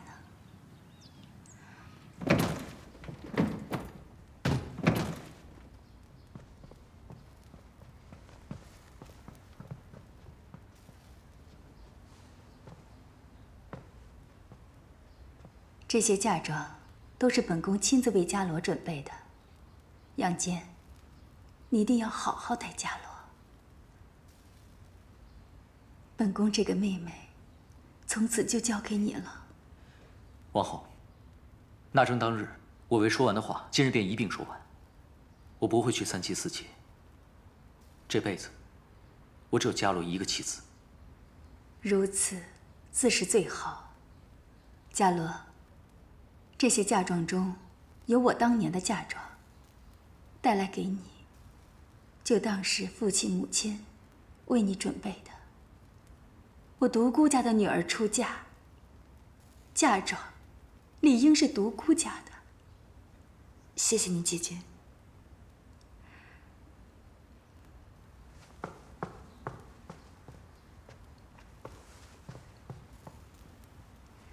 这丝帛是我出嫁之日父亲亲笔所写，是对我的嘱托。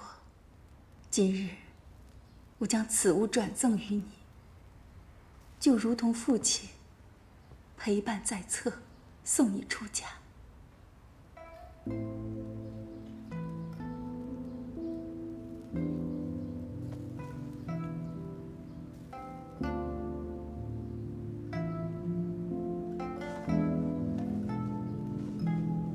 吾之爱女，父亲虽常年征战在外，但你们都是父亲心头的牵挂与惦念。只愿你们此生安乐。今日你将出嫁，步入另一个家族，幸福与否需靠你自己，但父亲会是你永远的后盾。望他能懂你，你亦能懂阴晴圆缺。愿女与夫君携手白头。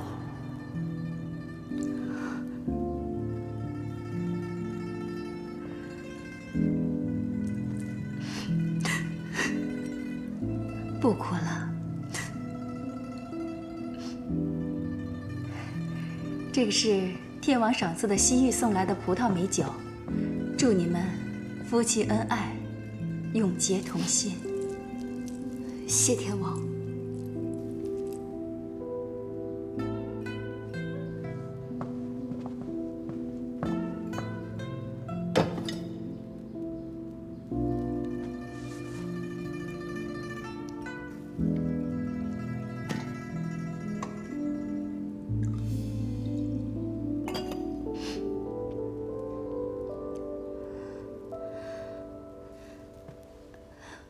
我可不能把妆哭花了，待会儿还得去迎亲炉呢。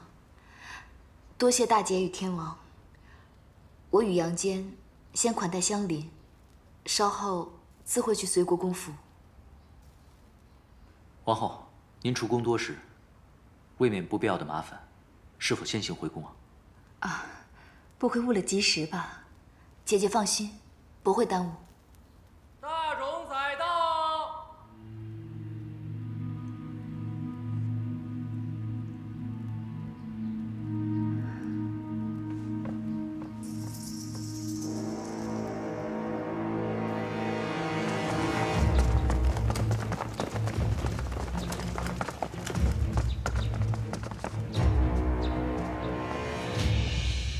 大冢宰，每次都来得这般快，本宫都不得不怀疑，宫中是否有你的内应。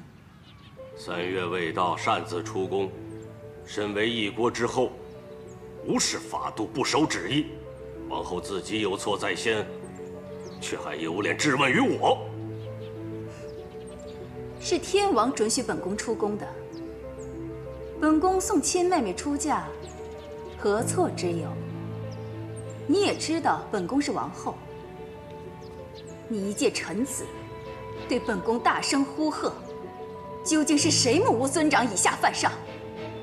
宇文护，你的所作所为，迟早会遭到报应的。王后再伶牙俐齿，也改变不了不遵守皇室法度的事实。天王也不能徇私保你。若说报应，你们独孤家落得今日之下场，莫非是做了什么伤天害理之事？你妹妹今日能活着出嫁，实属不易。幸好杨家还有东西可以换。聪明人从此就该安分守己，不要惹是生非，自寻死路。一些雕虫小技，还是回去好好修炼吧。来人，在，请王后回宫。是。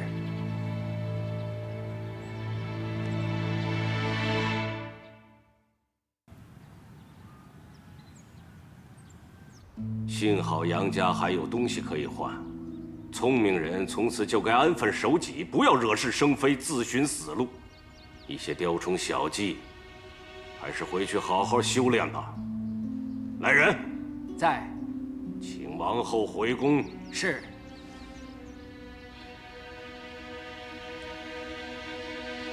王后您请吧。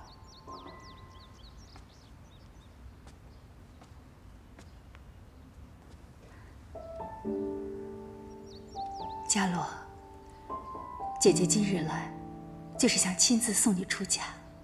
如今你二人结为夫妻，姐姐心愿已了，也该回去了。你是独孤家最后的希望，好好活着。姐姐保重。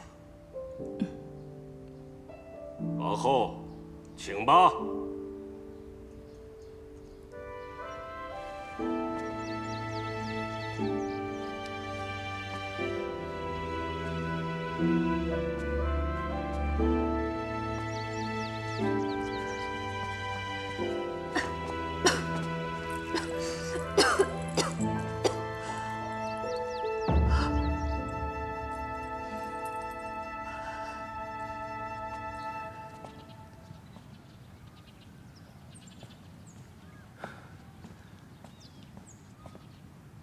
还未到吗？哎，可不是嘛！你看都什么时辰了，这杨坚迎个亲，怎么还不回来？你说这伽罗家中已经没有什么姐妹妯娌了，难不成谁还拦着他不成？不会出什么事吧？啊？不会吧？要不我派人去看看？还是我去吧，这里宾客众多，你留下帮忙，安抚好公主。嗯，也好。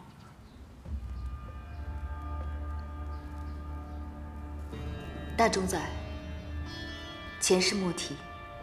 今日是我与杨坚的大喜之日，您既然来了，那便喝杯喜酒，吃口喜饼，沾沾喜气。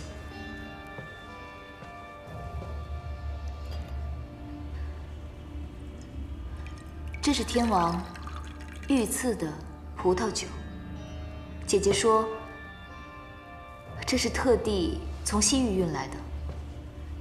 极为少见，一般人喝不到。哼，天王对你们还真是厚爱。我敬大冢宰一杯。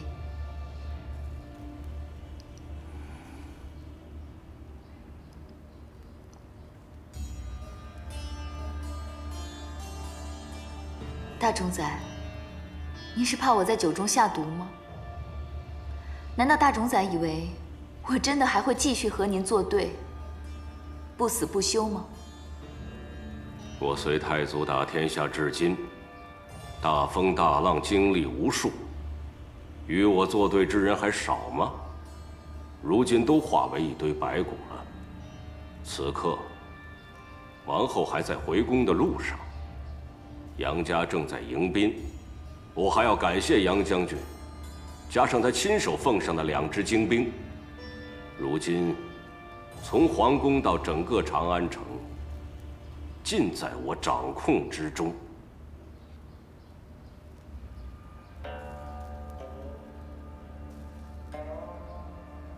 我若有不测，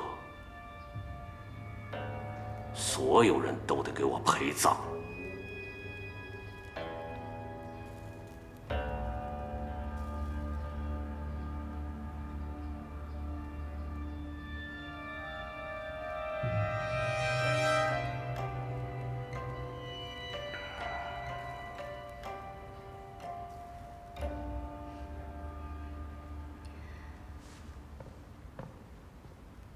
既然喝了喜酒，那这喜饼也请大冢仔尝尝。想必您一定觉得很奇怪，我为何对一个杀父仇人如此客气？很简单，姐姐虽然已经回宫，但我心里清楚，即便是天王也保护不了她。所以我只能求大冢仔您了。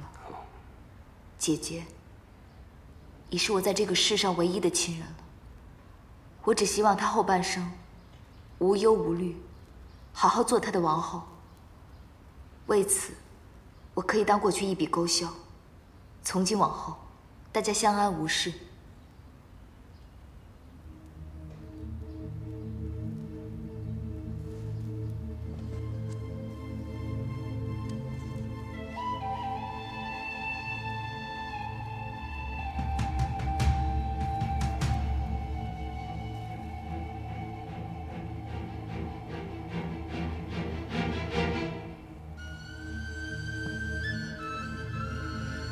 大冢仔，请。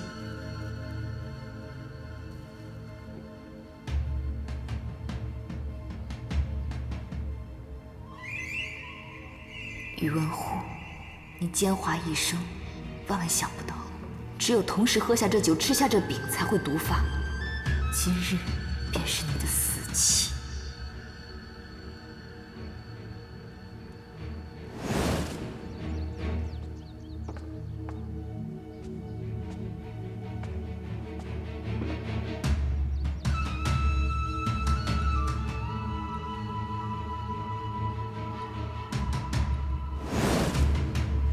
我若有不测，所有人都得给我陪葬。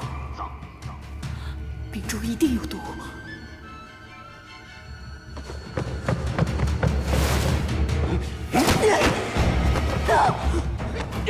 有刺客保护大冢仔！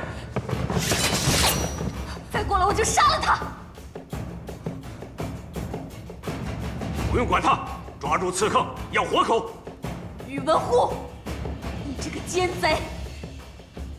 杀我夫君，夺我田地，害得我人不人鬼不鬼，你罪孽滔天。今日我杀不了你，来日你必遭天谴。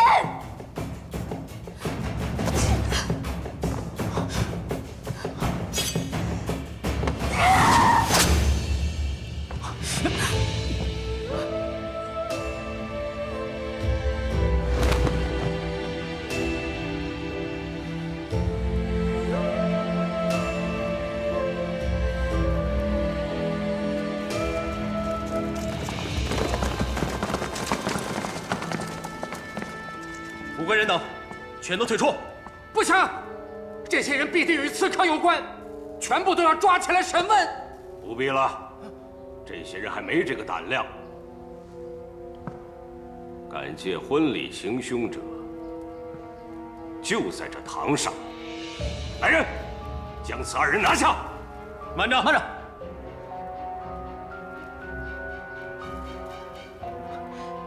大冢仔，请问你有何证据证明是我们指使的呀？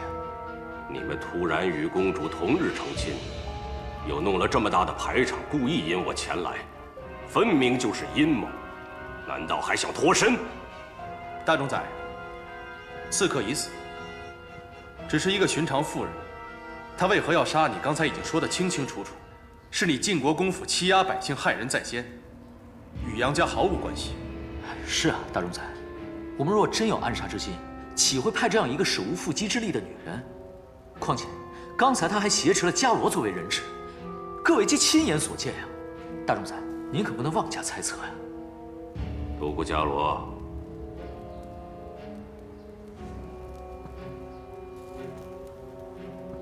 他究竟是谁？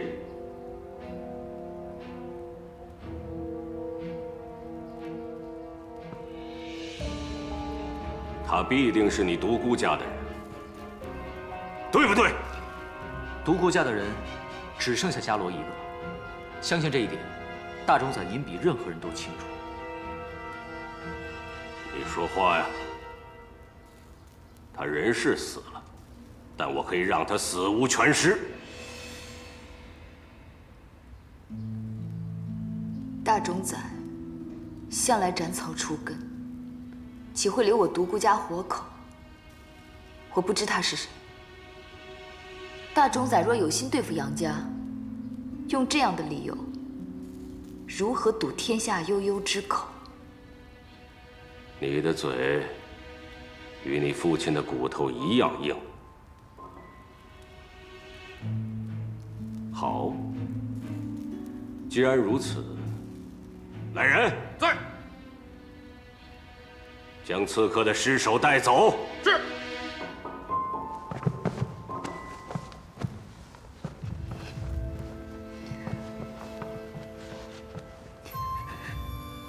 你不是硬气吗？他既然与你无关，你哭什么？因为我知道他和我一样，都是受人迫害、孤苦无依之人。我为自己哭，有何不可？在这长安城中，还有很多人与他一样。究竟是谁害了他们？害他们走投无路，以死抗争？人在做，天在看，善恶到头必有报。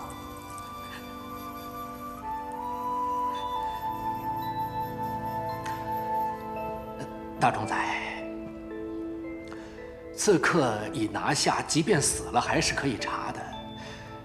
公主已等候多时了。既然二位口口声声说与己无关，那便赶快前往随国公府，成亲吧。独孤伽罗、杨坚，目睹了这喋血一幕之后，我倒要看看，今日你们这个亲该如何成。这必定是一个让你们终身难忘的婚礼。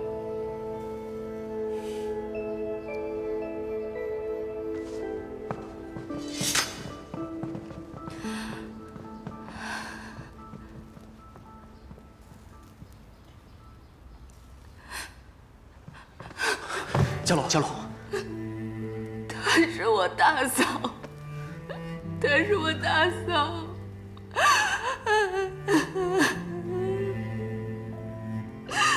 伽罗，我看出来了，杨家众人都在等着，你们不得不去。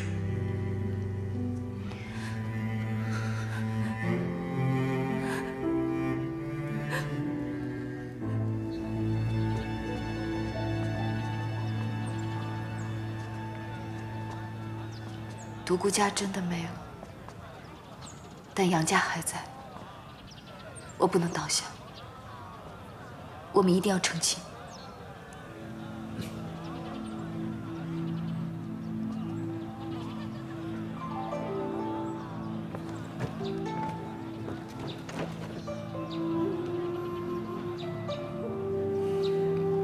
星土去向。是。有情况，赶快通知随国公。恭喜啊！恭恭喜，恭喜，恭喜！是啊，真漂亮。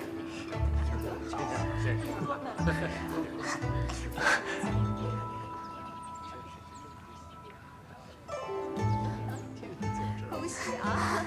哎呀，怎么还不来啊？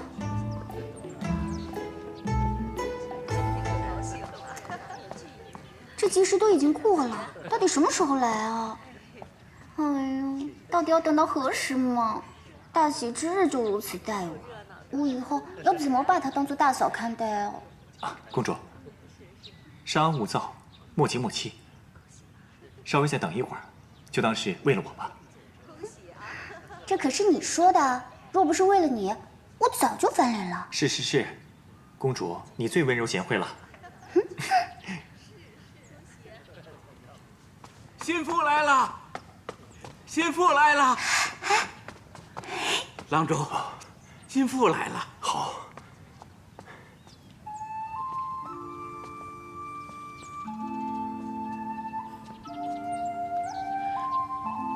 佳龙，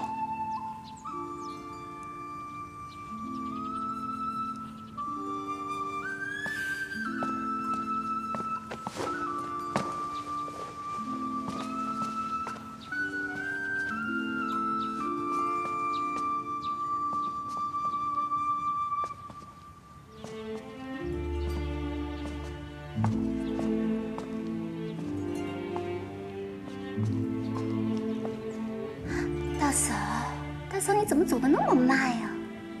哎呀，走快一点嘛！公主，我等不及了。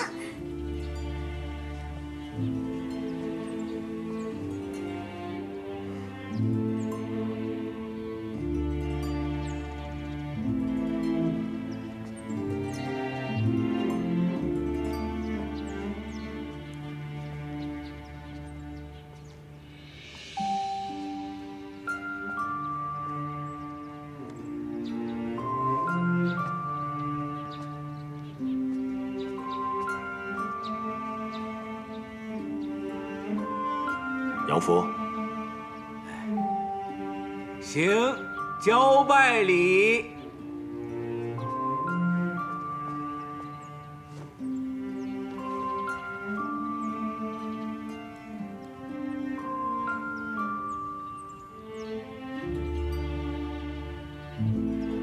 从今往后，你们便是我杨家的媳妇了。你们要好好对待妻子，夫妻同心，白头到老。我杨坚在此立誓，这一生只娶伽罗一人为妻，生是同欢同忧患，死亦同穴不分离，矢志不渝。伽罗，无论今后遇到什么事情，我们都一起面对。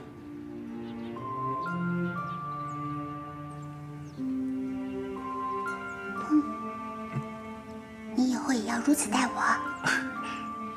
这是自然，这是自然。行，合锦礼。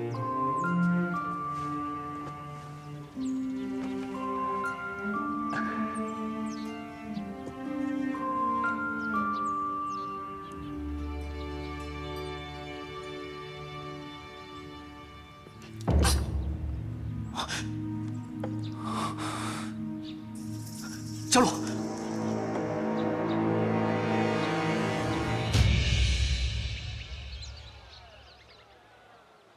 回禀大冢宰，那刺客面目尽毁，没有武功，只是一个贱民，实在查不出身份。即便贴了告示，也无人认得呀。父亲，此事必定与独孤伽罗与杨家有关。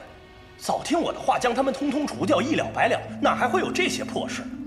大冢宰，那刺客的尸首该如何处理呀？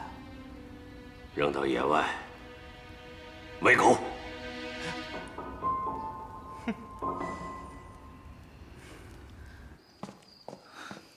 我大嫂呢？我们在靖国公府外等了几个时辰，终于看到了宇文护的手下，将他的尸首抬出来。我们跟随至野外，将大嫂寻了回来。我想去看看他。伽罗，我们已经将大嫂安葬了。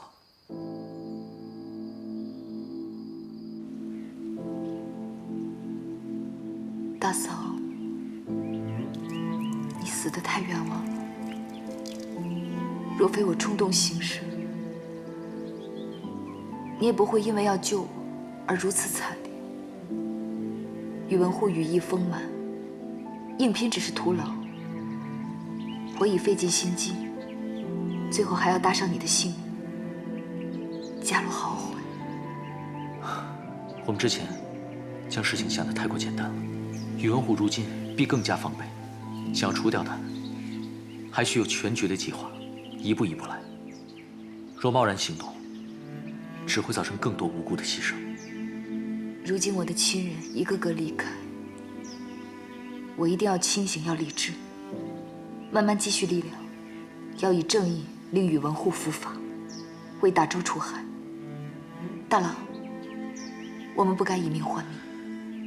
以你我二人的命，换那个奸人的命，不值得。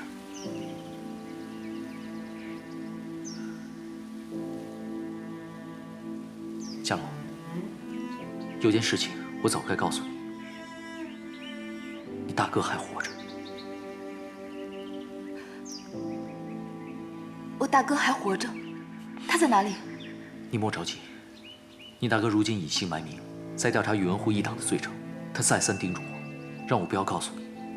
他的本意是希望你能够为了独孤家，好好的活下去，保重自己，不要报仇。我会好好活着。大嫂，你安息吧，我一定会带大哥来看你。善恶到头终有报，我们定会拿这个罪人的鲜血来祭奠你。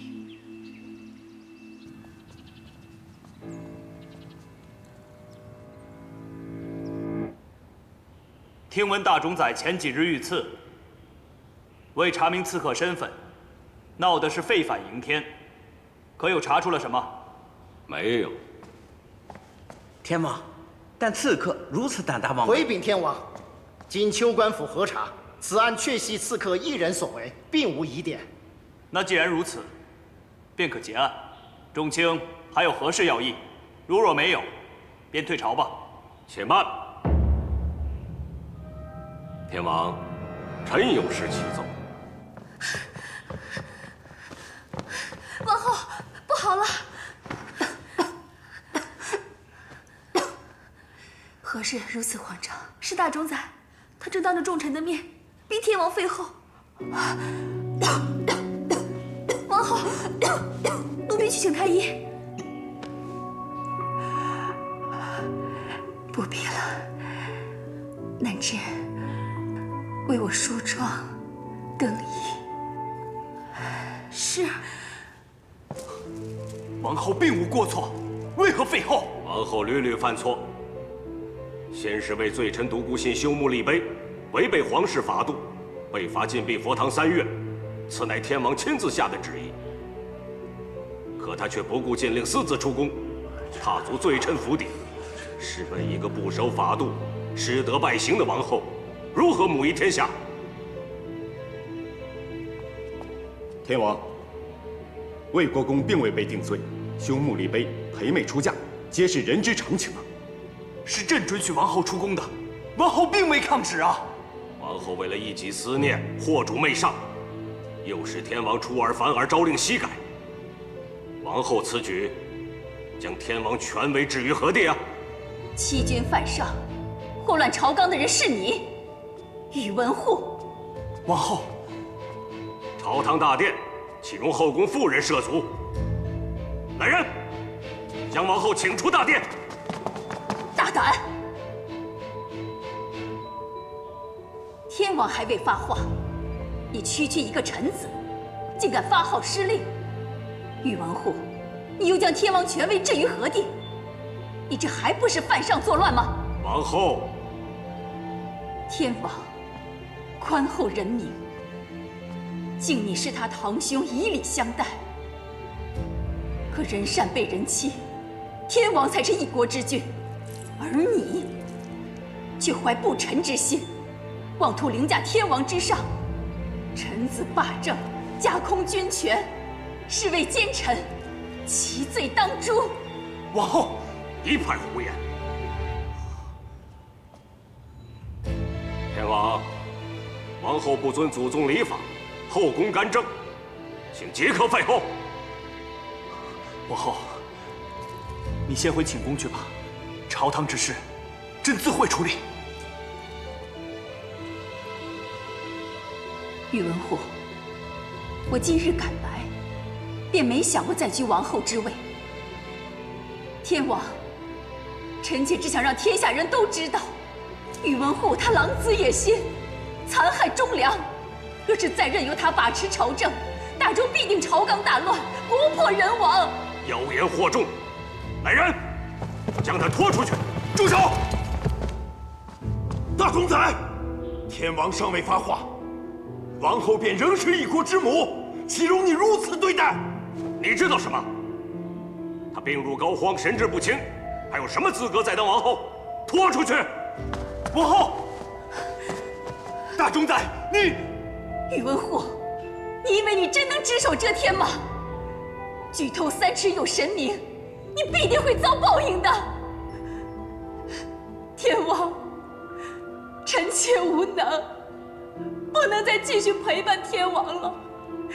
照顾好我们的贤儿，我们来世再见。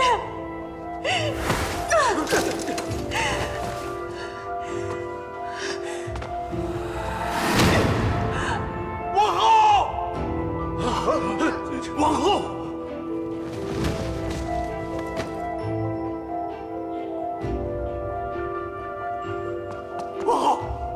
王后，宣太医，宣太医啊！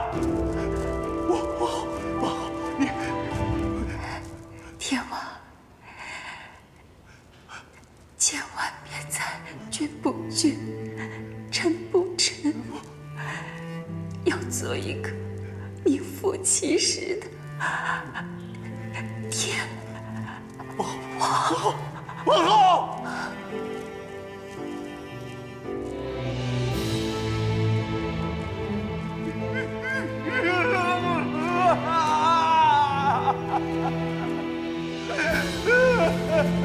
天王节哀，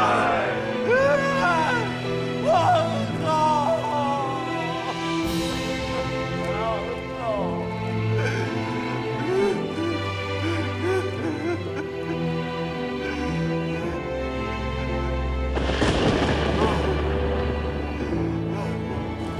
王后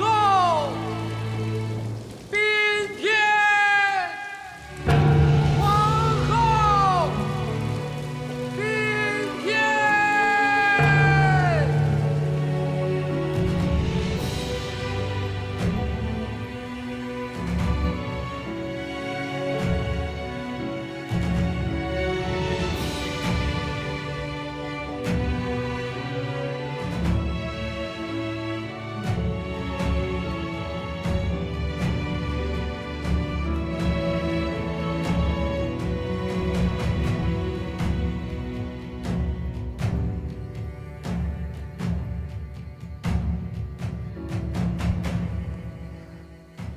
父亲，没想到我与阿爽不在的这几日，家里发生这么多事。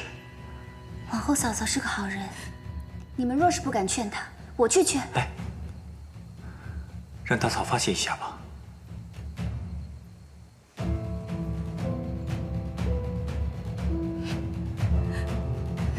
大嫂这样，会把自己累坏的。如今我们能为她做的，也只有不去打扰她了。都回去吧。走吧。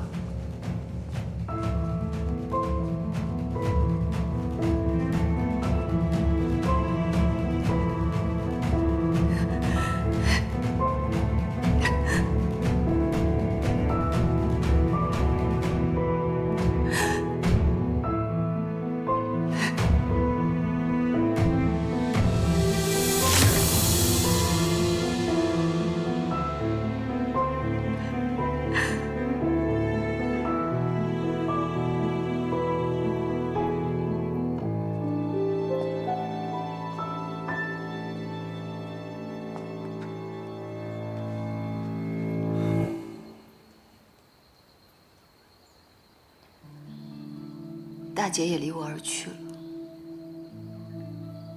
大姐她有远见，有卓识，气度高华，只有她才敢做这样的事。她的作为足以流芳史册，我敬佩她。王后大义凛然，百折不屈之风范，人人称颂，万民同悲。母亲曾说，女人是水做的，可以最温柔，也可以最坚强。大姐，大嫂，从此以后，我独孤伽罗的命，不只属于我自己。我会为你们好好活着。伽罗，我觉得他们并未消失在这天地间，他们只是去了另一处。迟早有一日，你们会再见面，只是或许要再过几十年罢了。在这世上，会有人替他们爱着你，所以你也要好好的爱惜自己。伽罗，若你想念他们，就将这满天星辰当做他们吧。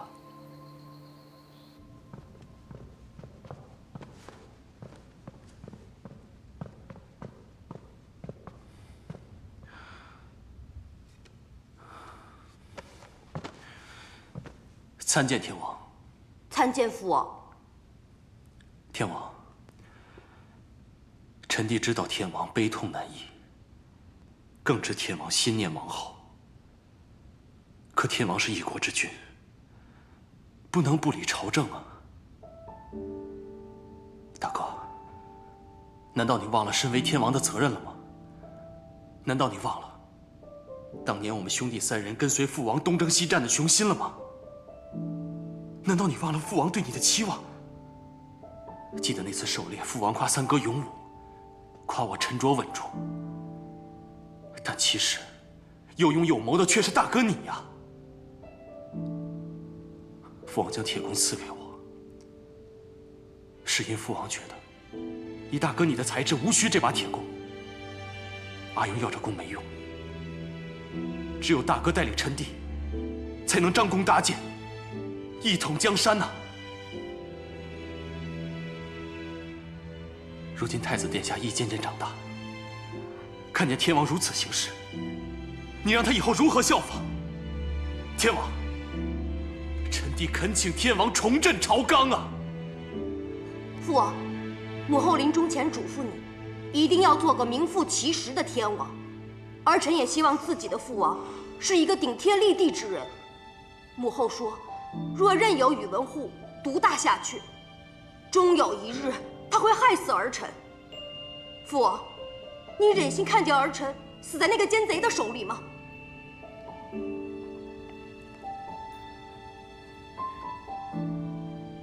既然天王执意如此，臣弟也无话可说。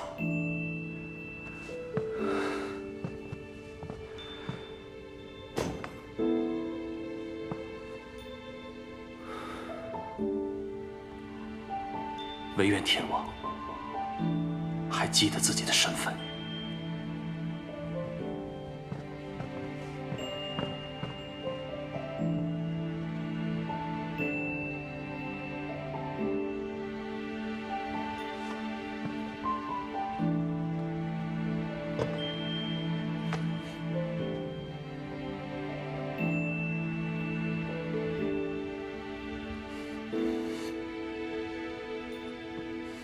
真对不起王后，对不起父王遗愿，对不起我大周的子民。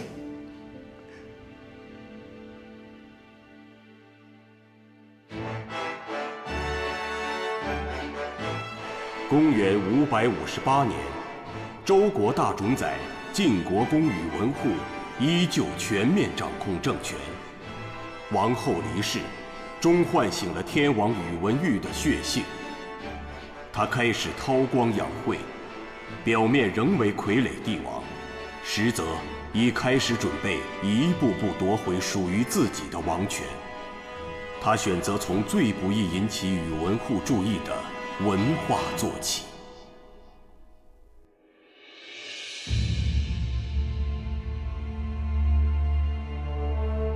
独孤伽罗因愧疚于杨家为自己所做的牺牲，故自嫁入隋国公府后，立即为壮大杨家而努力。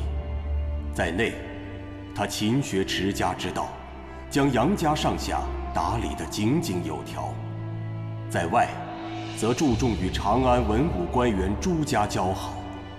但凡各家嫁娶、寿辰、天子等，皆一一记下，并备礼上府拜贺，以期改变杨家势单力孤的状况。同时，伽罗大力撮合杨整与蜀国公尉迟迥之女尉迟荣联姻。杨家得到尉迟家的支持，使宇文护有所顾忌，暂获一段难得的喘息之机。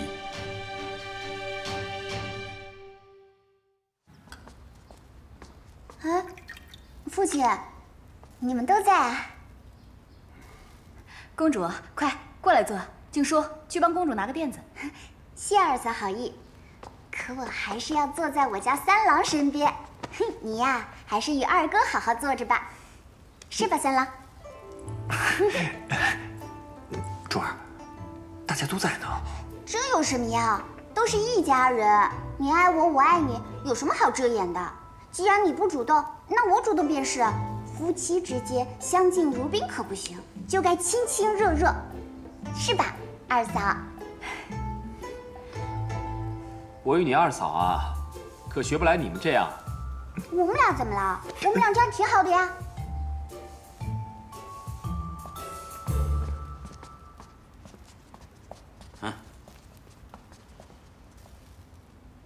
郎主，这是此次退回来的礼品，是小司马家、贺将军家，还有无妨。先记录下来，放回库房吧。是。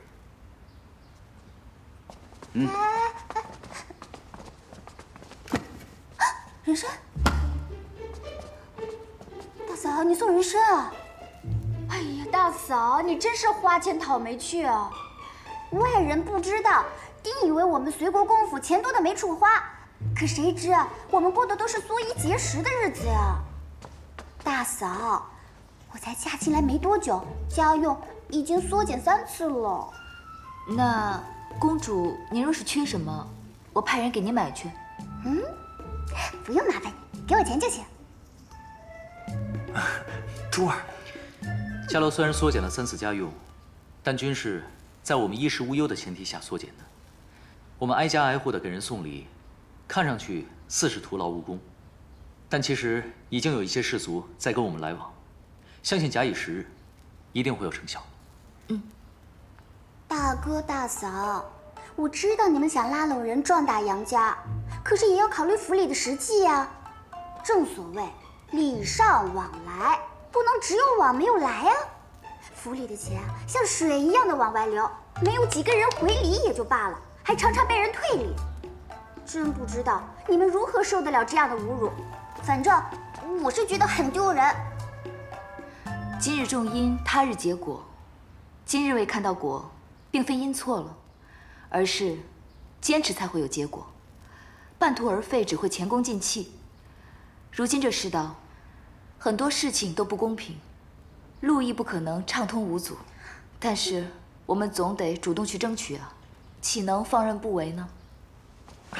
可是大嫂，别说了。